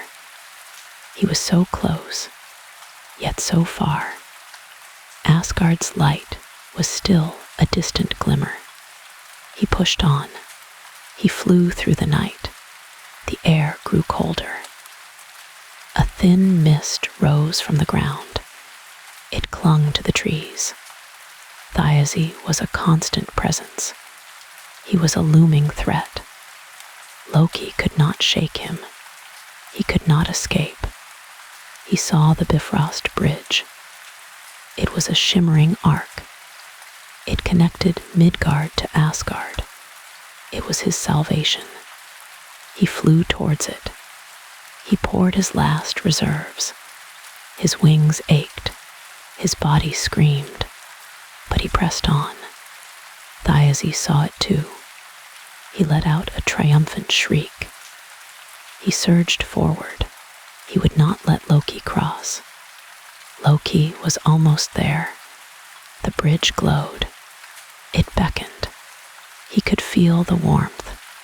He could feel the safety. Thiazi was closing in. His shadow fell over Loki. His talons were extended. They were ready to snatch. Loki gave one last, desperate burst. He flew with all his might. He crossed the threshold. He was on the Bifrost. Thiazi roared. He was enraged. He could not follow. The Bifrost was protected. It was beyond his reach. He circled the entrance. He shrieked his fury. The sound echoed. It reverberated across the realms. Loki collapsed. He landed on the golden path. He reverted to his human form. He was exhausted. He was bruised. He clutched the pouch. He looked at the hazelnut. It still glowed. Idun was safe. They had made it. But Thiazi's rage still hung in the air. His shriek still echoed. The giant was not defeated. He would seek revenge. Loki knew this was only the beginning. He had escaped, but the true conflict was yet to come. He had brought a problem, a very large problem, to Asgard's doorstep. The air in Asgard hung thick with a quiet tension, a palpable mix of exhaustion and resolve. The golden light that perpetually bathed the realm seemed muted, strained through the collective anxiety of its divine inhabitants. The very stones of the shining city, usually humming with vibrant life, felt hushed, awaiting a fate yet unknown. The gods, though weary from their prolonged vigil, stood ready, their divine power coiled beneath their outward calm. Each face etched with worry lines that deepened the longer they stared into the vast, empty sky, still held a stubborn spark of hope, a defiant refusal to surrender. They peered outward, their gazes fixed on the seemingly infinite expanse of the cosmos, where the stars, usually a comforting canopy, now seemed distant, indifferent. Would Loki truly return? Could he truly succeed in this audacious, desperate gamble? These questions, heavy with unspoken dread, whispered on the gentle breeze that stirred the banners on the battlements, a mournful refrain. Odin, his single eye glinting with ancient wisdom that had witnessed countless ages of triumph and despair, surveyed his anxious kin. The weight of Asgard, of all the 9 realms, rested heavily on his broad shoulders. Frigg, ever the steadfast queen, her presence a beacon of calm in the swirling storm of apprehension, stood beside him, her hand resting lightly on his arm, a silent anchor in their shared ordeal. Thor, hammer Mjolnir clutched firmly, its polished head gleaming faintly even in the subdued light, paced with controlled impatience. The rhythmic thud of his boots, a low counterpoint to the anxious silence. His usual boisterous energy was reined in, replaced by a coiled, almost predatory readiness.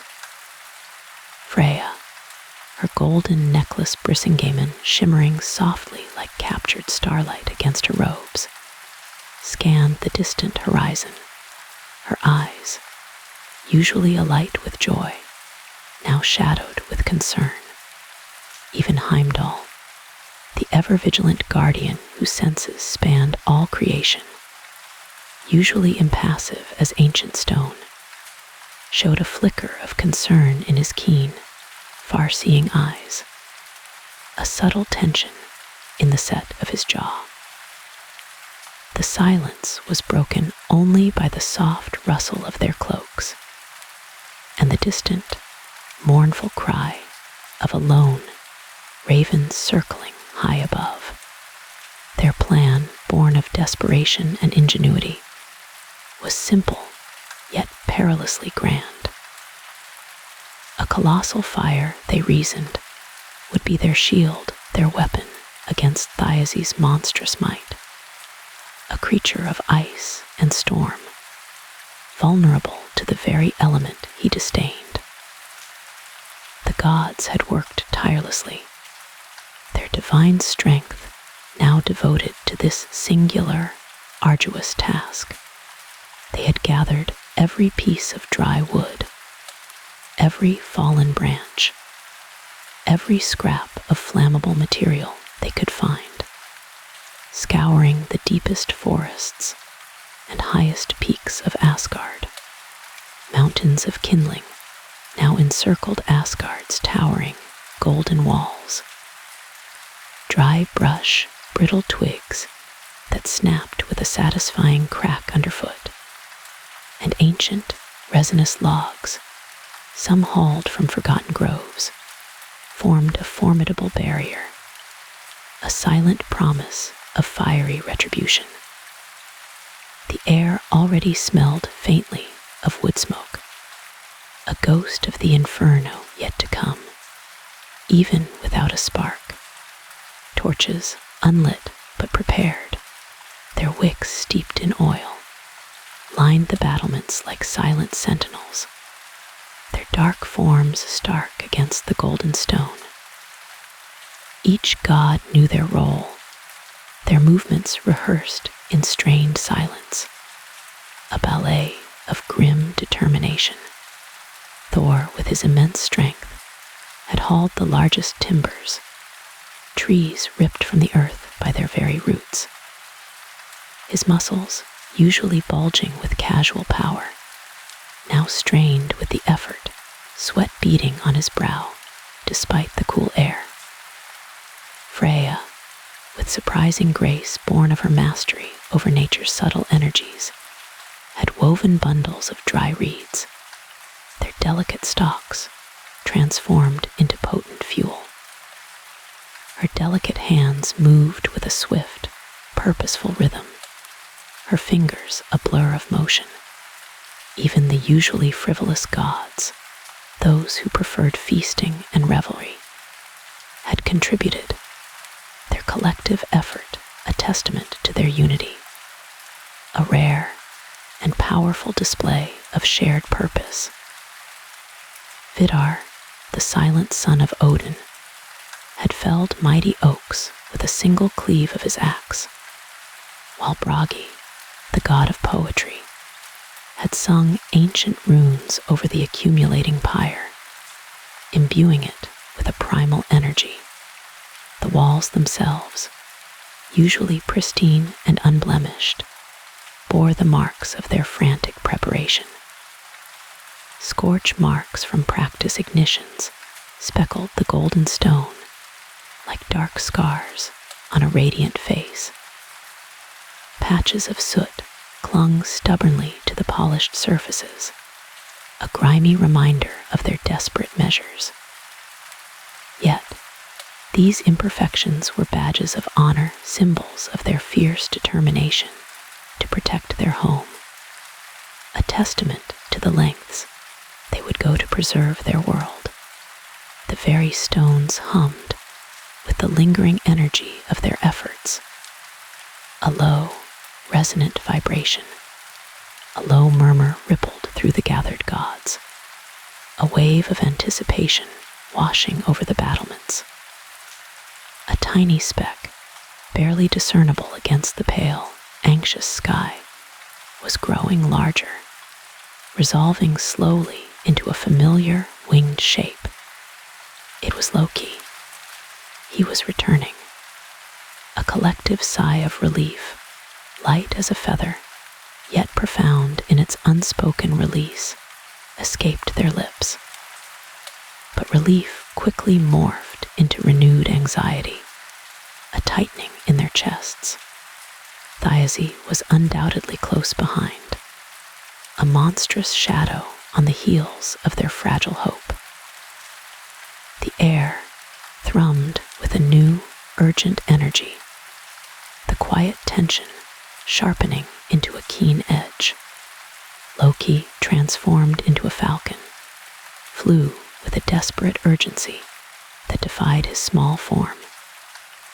His small wings beat against the air with incredible speed, each stroke a testament to his sheer will. His heart hammered like a drum in his chest, a frantic rhythm against his ribs. Idun, clutched tightly in his talons, was a precious, fragile burden, a warmth against his cold feathers. He could feel her faint heartbeat against his feathered breast, a fragile pulse of life that spurred him onward. He pushed himself harder, his muscles screaming in protest, every fiber of his being stretched to its breaking point.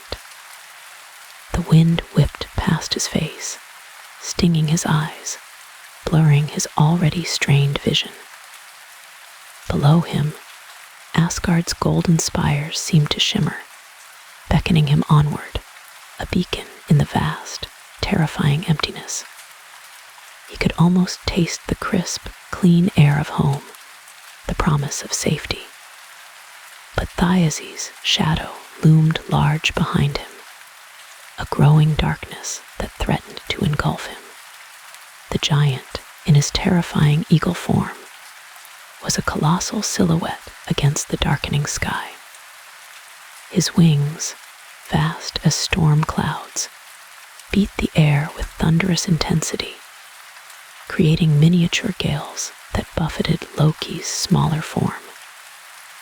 His eyes, burning like embers in the twilight, were fixed with predatory intensity on his prey, a primal hunger in their depths.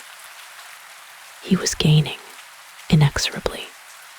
Loki could hear the relentless rush of air from Thyase's powerful wings, a sound that grew louder with every agonizing second.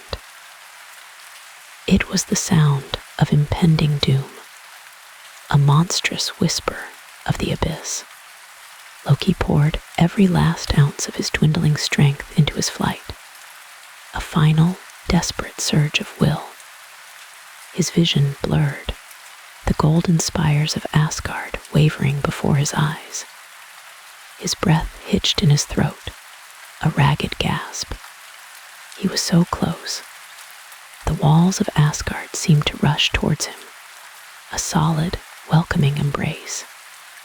He could see the faces of the gods below their anxious, hopeful expressions, their upturned gazes a silent plea. He just needed to clear the wall to reach the sanctuary of home. He pushed his body to its absolute limit, a raw scream of effort echoing in his mind.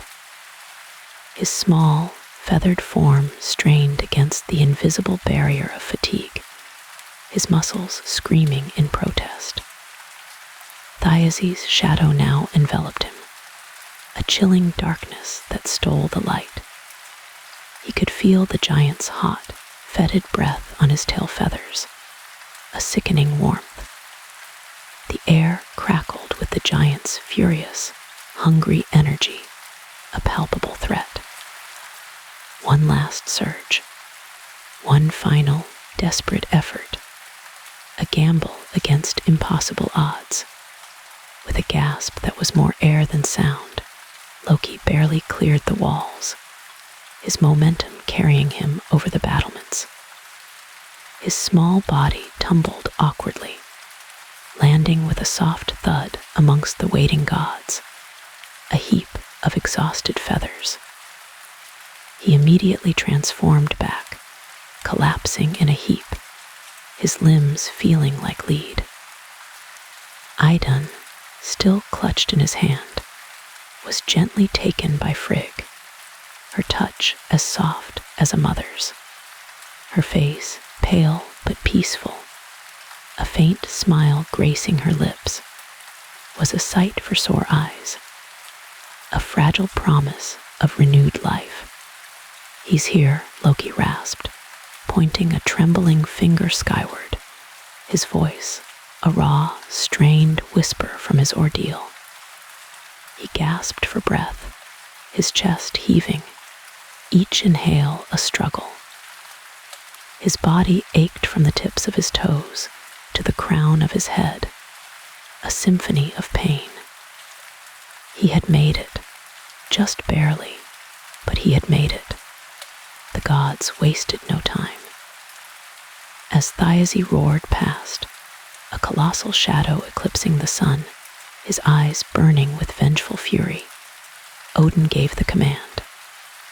"Now," he bellowed, his voice ringing with authority, cutting through the tension like a sharpened blade. 100 torches, held aloft by strong arms, simultaneously plunged into the waiting kindling, a synchronized act of defiance. The collected wood, dry as tinder, ignited instantly, roaring to life with a ferocious hunger. Flames roared upwards, a symphony of crackling and hissing, consuming the dry brush with astonishing speed. A wall of fire, immense and terrifying, erupted around Asgard's perimeter, a fiery crown upon the golden city. The heat was immediate, searing, pressing against the gods even from their vantage point. Smoke billowed upwards, thick and black, obscuring the sky, blotting out the stars, transforming the realm into a landscape of shadow and fire. Thyese, flying low, intent on snatching Loki and Idun, was caught completely by surprise. His predatory focus had blinded him to the gods' ingenuity. He had underestimated them, their desperation, their unity. He had underestimated the power of a united front, the strength of a people fighting for their very existence. The flames, bright as 1,000 suns, engulfed him, a blinding inferno that swallowed his monstrous form whole. A shriek of pure agony ripped from the giant's throat, a sound that tore through the roar of the flames, echoing across the 9 realms. It was a sound of pain, of shock, of unadulterated fury turning to terror. His vast wings, moments before so powerful and majestic, were instantly seared. The delicate feathers, essential for flight, shriveled and blackened into brittle ash. The enormous membranes, once taut and powerful, blistered and tore, leaking acrid smoke. He flapped frantically, his movements becoming erratic, a grotesque dance of destruction. His powerful body, suddenly uncontrollable, began to plummet. A stone hurled from the heavens. The immense heat, the blinding light, the sudden loss of lift, it was all too much for even a giant. His roar of rage transformed into a desperate cry of fear, a primal scream of a predator become prey. He was falling, utterly helpless. The gods watched, grim satisfaction etched on their faces, their eyes reflecting the inferno. The air vibrated with the giant's desperate struggles, a low hum of cosmic justice. His massive form, once so intimidating, was now a pathetic, crippled thing, a testament to their victory. The flames continued to consume him, relentless and unforgiving, a cleansing fire. He was a torch falling from the sky, a fiery comet of vengeance. Thyese crashed to the ground with a resounding thud that shook the very foundations of Asgard, a tremor that ran through the golden city. Dust and debris exploded outwards, a mushroom cloud of pulverized earth and charred giant. The colossal body of the giant lay broken and still, a grotesque monument to his hubris. His wings, charred and useless, were splayed unnaturally, like broken sails. The fire, though it had done its work, began to die down, leaving behind smoldering embers and the pungent smell of ash and burnt flesh. Silence descended upon Asgard, a profound, heavy silence, broken only by the crackle of dying embers and the ragged breaths of the gods. The battle was over. The threat was vanquished. Thiazi, the monstrous eagle giant, was no more. The Aesir had won. They had defended their home. They had retrieved Idun. They had survived. Relief, pure and unadulterated, washed over the gods. A wave of exhaustion and profound peace. Shoulders slumped. Tense muscles relaxed. A collective exhalation, long and slow, escaped their lips, a shared release of breath that sounded like a gentle sigh across the battlements. Many sank to their knees, utterly spent, their divine strength temporarily depleted. The ordeal was finally, truly over. Odin approached the fallen giant, his gaze unwavering, a flicker of ancient sorrow in his eye for the cosmic balance that had been disturbed. He stood over the colossal corpse, a testament to their victory, a stark reminder of the cost of defiance. Thor, Mjolnir still clasped, joined him, his face grim but victorious, his brow furrowed in thought. Freya, her eyes wide with awe, looked from the giant to the recovered Idun, a silent prayer of gratitude on her lips. Idun, now safely in Frigg's care, slowly began to stir, her eyelids fluttering open. The golden glow of her apples, carefully placed beside her, seemed to pulse with renewed energy, casting a warm, gentle light. She was weak, but she was alive, her breath a soft whisper. Her presence alone brought a fresh wave of hope and healing to Asgard, a vibrant, nurturing energy that began to permeate the smoke-filled air.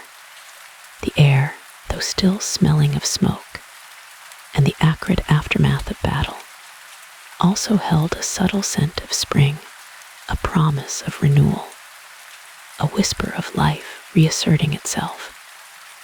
The golden light of Asgard, no longer muted, seemed to shine brighter than ever before, a testament to its enduring spirit. The gods, though bruised and battered, were whole. Their home was safe. The cycle of life and rejuvenation, so vital to their existence, could continue. Loki, still weak but recovering, watched Idun with a strange mixture of relief and pride, a flicker of something akin to selflessness in his usually mischievous eyes. He had done it. He had faced his fear, risked everything. He had brought her home.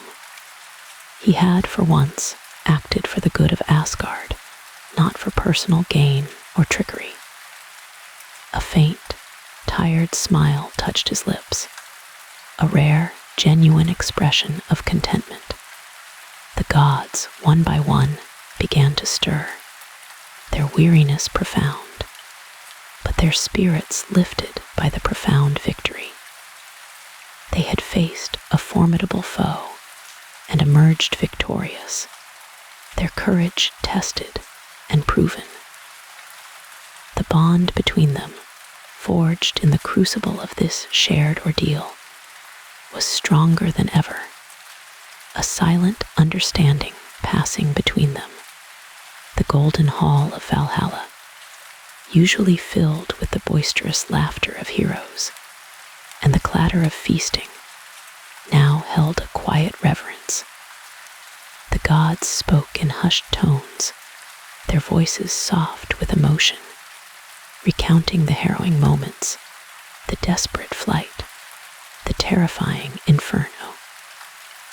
The relief was a powerful, tangible thing, settling over them like a comforting blanket, warding off the lingering chill of fear. The sun began its slow descent, painting the sky with hues of orange and purple, a gentle, healing balm after the fiery chaos. The last vestiges of smoke drifted away, carried on a gentle evening breeze that rustled through the newly planted trees. The stars, one by one, began to prick the darkening canvas above, appearing brighter, more numerous, as if celebrating Asgard's triumph. Asgard, though scarred by the battle, stood strong, its golden spires gleaming defiantly against the twilight. The story of Thyes's demise would be told for ages, whispered around hearths and shouted in halls. It would be a tale of courage, of cunning, and of the unwavering spirit of the Aesir, a legendary testament to their resilience. It would be a reminder that even in their darkest hour, when all seemed lost, the gods of Asgard would stand together, united against any threat, their combined strength and unyielding force. The peace that settled over Asgard was a deep, resonant peace. It was the peace of a hard-won victory, earned through sacrifice and unwavering resolve. It was the peace of knowing that their home was safe, and that the precious life-giving apples of Idun would continue to bless their realm, ensuring their eternal youth and vitality.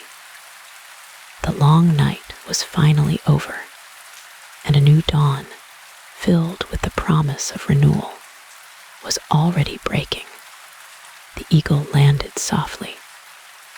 Its descent was graceful, its talons retracted gently, leaving no mark on the polished marble floor of Valhalla's grand feasting hall. A shimmering light then surrounded the great bird.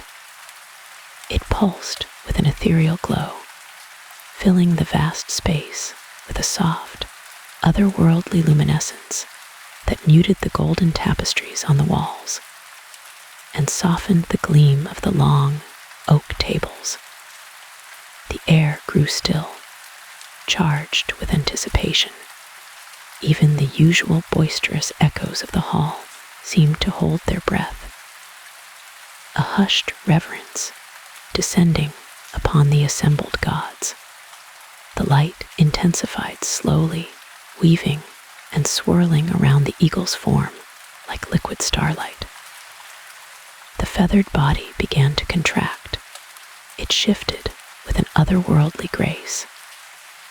Feathers dissolved into mist, swirling like tiny golden motes in the radiant glow. Beak and talons softened, melting away as if sculpted from ephemeral cloud. A faint, almost musical hum resonated through the hall, a sound like 1,000 tiny bells chiming in unison, signaling a profound transformation. A familiar form emerged from the shimmering haze. It was Loki, standing tall and slender, his typically mischievous eyes now wide with a lingering disorientation. He blinked once, then twice, the light fading around him to reveal his customary green tunic and dark, flowing hair. He seemed disoriented for a moment, his gaze unfocused, as if returning from a great distance. His eyes then scanned the familiar surroundings, taking in the worried faces of his fellow gods. A flicker of something unreadable, perhaps relief, perhaps a fleeting regret crossing his features. Beside him, a smaller figure shimmered. It, too, was bathed in that soft, golden light, emanating from within as much as from around it. This figure was also changing, its transformation a mirror to Loki's, but in reverse. It was returning to its true self, shedding the guise of a humble, protective nut. The tiny nut began to expand, pulsing with an inner rhythm. Its hard shell melted away like frost on a warm morning, dissolving into the light.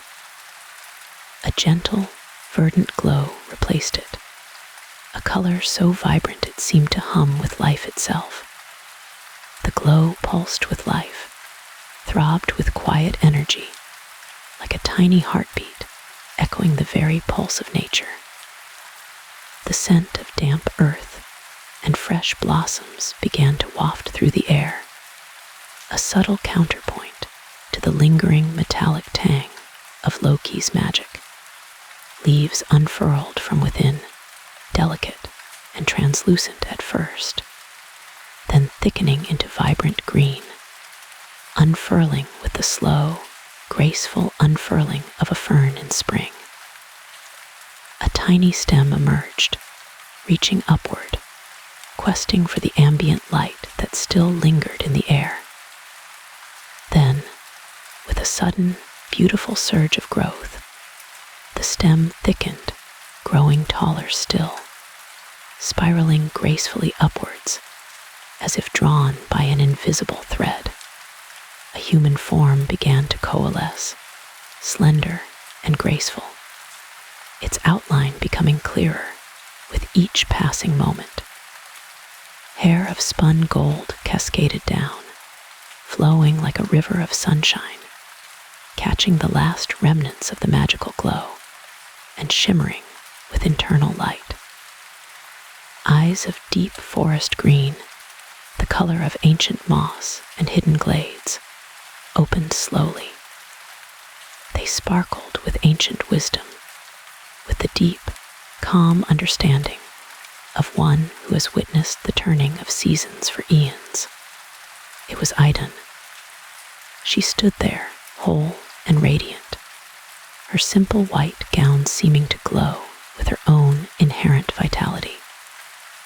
A gasp rippled through the assembled gods, a collective sigh of relief that was almost palpable in its intensity. Their hearts swelled with joy, a wave of profound gratitude washing over the hall, chasing away the lingering shadows of fear and anxiety that had clung to them for days. Idun looked around her, a gentle smile gracing her lips. She saw the concerned faces, the worried expressions, the lines of stress etched around the eyes of even the mightiest gods.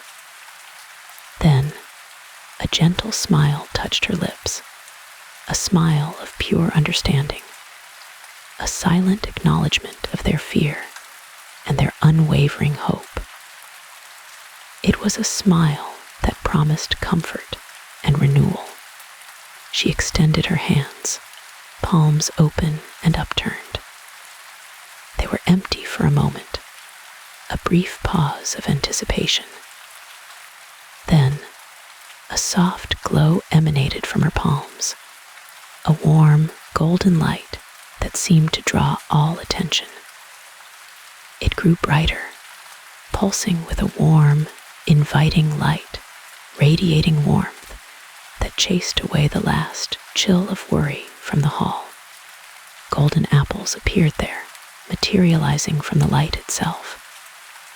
They were not just any apples, they were plump and round, each one a perfect sphere of gold, gleaming with an inner light that seemed to pulse with life, with youth, with the very essence of immortality. The air filled with their sweet aroma, a fragrance of youth, an essence of vitality. So intoxicating it made the gods feel lighter, younger, simply by breathing it in. It promised renewal, a return to their true, vibrant selves. Idun took a step forward, moving with purpose, with a measured grace that belied the recent ordeal. Her eyes, filled with compassion, met those of each god, one by one. She offered them her precious gifts, the very source of their eternal youth and strength. First, she approached Odin, the Allfather. He stood tall and regal, but the lines of worry etched on his face, the slight slump of his shoulders, betrayed the immense burden he had carried. His one eye, usually piercing and commanding, held deep concern, his brow furrowed with worry. He looked older than usual, the weight of Asgard's fate having aged him visibly. Idun held out an apple, its golden skin gleaming, its surface flawless and inviting. Odin reached for it slowly, his hand, usually steady and unyielding, trembling slightly with a profound mixture of relief and anticipation. He took the apple, holding it gently, almost reverently. He brought it to his lips and took a bite, the sound soft, crisp, and surprisingly loud in the hushed hall. A wave of golden light seemed to emanate from him, a silent ripple of transformation. A transformation began immediately, starting in his eyes. The weariness faded from them, replaced by a youthful sparkle, the keen intelligence returning with renewed vigor. His skin smoothed out, lines and creases softening as if erased by an unseen hand. Wrinkles softened around his mouth, the lines on his forehead vanished, and his majestic beard seemed to thicken, regaining its silvery sheen and flowing with renewed vitality. His posture straightened, shoulders drawing back, and his presence seemed to expand, filling the hall with his inherent power. Odin stood taller, seeming more robust, more formidable than he had in weeks. A vibrant energy pulsed within him, a palpable force that radiated outward. He was truly renewed, looking once more like the mighty Allfather, the wise and powerful ruler of Asgard. A collective sigh of admiration and relief rippled through the gathered deities. Next, Idun moved to Frigg, Odin's beloved wife. Frigg's face was pale, her expression strained, her eyes still red-rimmed from sleepless nights of worry. She had worried deeply, her love for Odin and for all of Asgard immense and unwavering. Her hands, usually busy with the threads of fate, were clasped tightly. Idun offered an apple, its light reflecting in Frigg's tear-filled eyes. Frigg took it with gratitude, her fingers brushing Idun's in a gesture of profound thanks. A silent acknowledgement of love and shared relief passed between them. Frigg took a bite, a small, delicate sound. Immediately, a soft blush returned to her cheeks, bringing warmth back to her features. Her eyes brightened, their usual sparkle returning, and her golden hair seemed to shimmer, as if infused with new light. A quiet strength returned to her, a serene composure that settled over her like a comforting cloak. She looked serene once more, the queenly grace fully restored. Thor stepped forward, his mighty hammer, Mjolnir, resting beside him on the floor, a silent testament to his readiness to fight. He had looked tired, his usually booming voice subdued, the stress of the past days having weighed heavily on his broad shoulders. His muscles, though still formidable, had seemed to lack their usual vibrant glow. Idun presented him with an apple, its golden hue a perfect contrast to his strong, weathered hand. Thor's large hand carefully took it, his fingers surprisingly gentle. He bit into it with gusto, a loud, satisfying crunch echoing softly through the hall. A powerful wave of energy washed over him, a visible surge of renewed vitality. His muscles seemed to ripple beneath his armor, swelling with renewed power. His broad shoulders squared, his stance becoming even more formidable. His red beard glowed with renewed vigor, almost crackling with latent energy. His eyes, usually fierce and ready for battle, held a gentle warmth, a rare glimpse of the tenderness beneath his warrior exterior. He was ready for any challenge, his strength fully restored, his spirit unburdened. Frey and Freya approached, their faces showing immense relief, their usual golden glow dimmed by worry.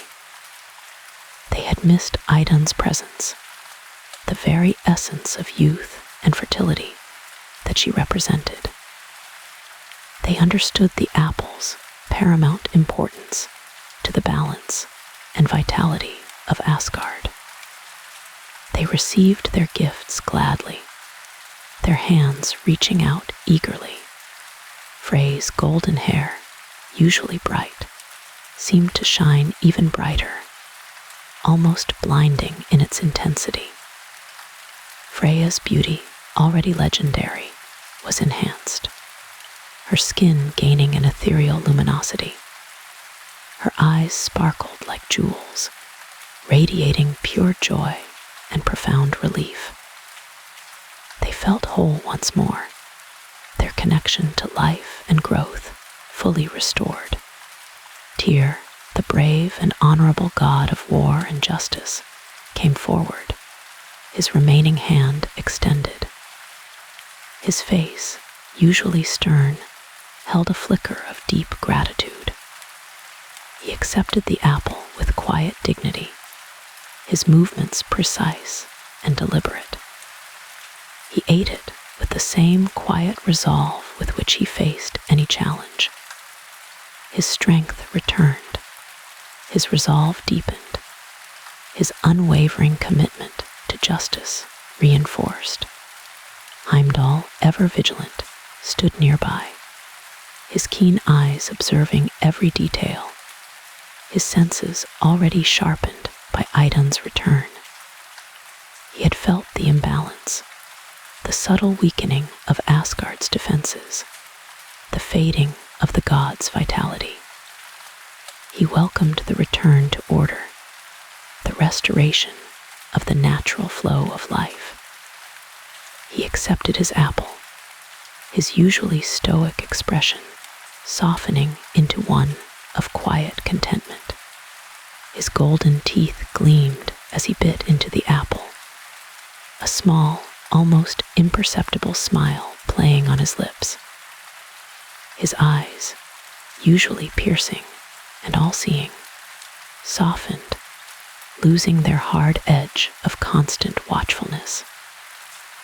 He felt truly alert again, his senses more acute than ever, his connection to the Bifrost and all of Asgard fully restored. He was ready to guard Asgard, ready for anything the cosmos might throw at them, One by one, the gods partook of the golden apples. Each bite brought instant renewal, a visible surge of life. Each taste restored vitality, washing away fatigue and worry. The air in Asgard shifted, becoming lighter, more vibrant, almost humming with renewed energy. The very stones of Valhalla seemed to brighten, reflecting the collective joy.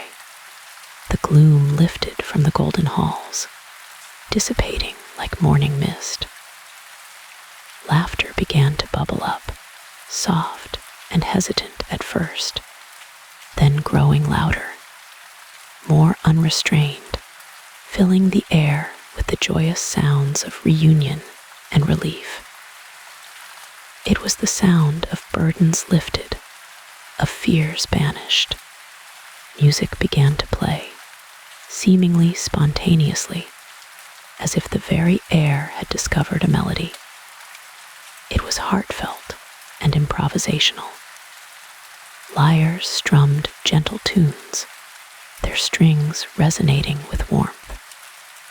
Harps sang melodic verses, their notes weaving intricate tapestries of sound that filled every corner of the vast hall. The sounds were enchanting, a celebration in themselves. A sense of celebration bloomed, not just in the hall, but throughout Asgard. It was a celebration of life, of youth, of the return of all that was precious. It was a celebration of return, of balance restored. Asgard was whole again, its heart beating strong and true. Idun stood amidst them, a radiant beacon of vitality. Her smile was warm, her eyes held deep compassion, reflecting the joy and relief of those around her. She had brought them back from the brink, restored their very essence, their youth, their strength. She looked towards Loki, who stood a little apart from the joyful throng, a solitary figure observing the scene he had set in motion. His expression was unreadable, a complex mask of indifference, and perhaps a hint of satisfaction. He had caused this trouble, yes, but he had also solved it, albeit in his own convoluted way. Loki met her gaze. A flicker of something passed between them, a silent communication that bypassed words. It might have been apology, a fleeting regret for the chaos he had wrought. It might have been understanding, a recognition of their interwoven destinies. It was fleeting, gone as quickly as it appeared, leaving only the faintest echo. The gods, invigorated and overflowing with gratitude, began to speak, their voices ringing with renewed strength. They praised Idun, their words heartfelt and sincere. They thanked her profusely, their gratitude immense and palpable. Idun, Odin boomed, his voice strong again, resonant with renewed power. You have saved us. You have saved Asgard. We are eternally grateful. His words resonated, filling the hall with their authority and warmth. Frigg stepped forward, her eyes shining with unshed tears of relief. She embraced Idun gently, a tender, loving hug. My dear, you were so brave. We worried so much. But you are safe now, and Asgard is safe. Her touch was comforting, a mother's embrace. Thor, still radiating renewed energy, clapped his mighty hand on Loki's shoulder. It was a surprisingly gentle clap for him, lacking its usual bone-jarring force. Loki, You are a rascal, a troublemaker, as ever. But you did well. You truly did. His voice was gruff, but held an undeniable note of grudging respect. Loki merely shrugged, a faint, knowing smile touching his lips. He did not seek praise, did not need recognition or effusive thanks.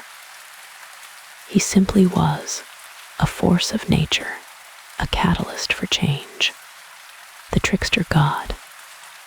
He was a force of chaos, yes, but he was also a force of change, of necessary disruption. He upset the balance only to restore it, often in ways no one else could conceive. His nature was complex, woven with contradictions, a tapestry of light and shadow. He was mischievous, cunning, a master of deception. Yet, he was also capable of great good, of surprising loyalty, of ingenuity that saved them all. He had kidnapped Idun, endangered the gods, brought fear and weakness to Asgard. Yet, he had also rescued her, brought her back from the clutches of Thiazi, ensuring their survival. He was the poison and the cure, the problem and the solution.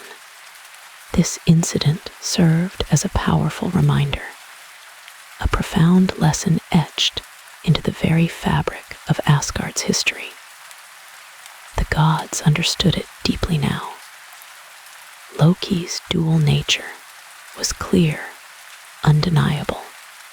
He could be a threat, a dangerous adversary. He could be an ally, an indispensable asset. He walked a fine line, a tightrope stretched between order and chaos. He was essential to their world, a vital, if unpredictable, part of their story, a necessary element in the cosmic dance. The golden apples were safe, their radiant glow a comforting presence in the hall. They rested once more in Idun's care, nestled in a specially crafted basket woven from golden threads. Her gentle hands protected them, her presence ensuring their safety and the continued vitality of the gods. Life in Asgard returned to normal, but it was a new normal, subtly changed by the recent ordeal. There was a newfound appreciation, a deeper understanding. It was for Idun's gifts, for her inherent goodness, for her very being. They understood her importance, respected her role as never before. She was the keeper of youth, the giver of vitality, the very essence of renewed life. She was irreplaceable, a treasure beyond compare. The sun shone brightly over Asgard, its golden rays warming the halls and courtyards, chasing away any lingering shadows. Birds sang sweet melodies from the branches of the world tree, their songs filled with joy. A gentle breeze rustled the leaves of the sacred groves, carrying the scent of fresh growth. Peace settled over the realm, a deep, abiding calm. Children laughed in the streets, their games full of boundless energy. Warriors trained with renewed vigor in the training grounds, their blows ringing with power. Scholars studied ancient texts in the great libraries, their minds sharp and clear. Artists created beautiful works of art, their inspiration flowing freely. Life flourished, vibrant and abundant. The memory of the kidnapping lingered, a faint echo in the collective consciousness. A cautionary tale whispered in hushed tones. It reminded them of vulnerability, of the delicate balance of their existence. But it also reminded them of resilience, of their ability to overcome adversity. Idun continued her work, tending her sacred grove, nurturing the golden apples with unwavering devotion. Her touch was gentle, her heart pure, her spirit filled with quiet strength. She walked among the gods, her presence a blessing, her gifts invaluable. She was the essence of renewal, the heart of Asgard, the very embodiment of life's eternal promise. Loki, too, continued his path.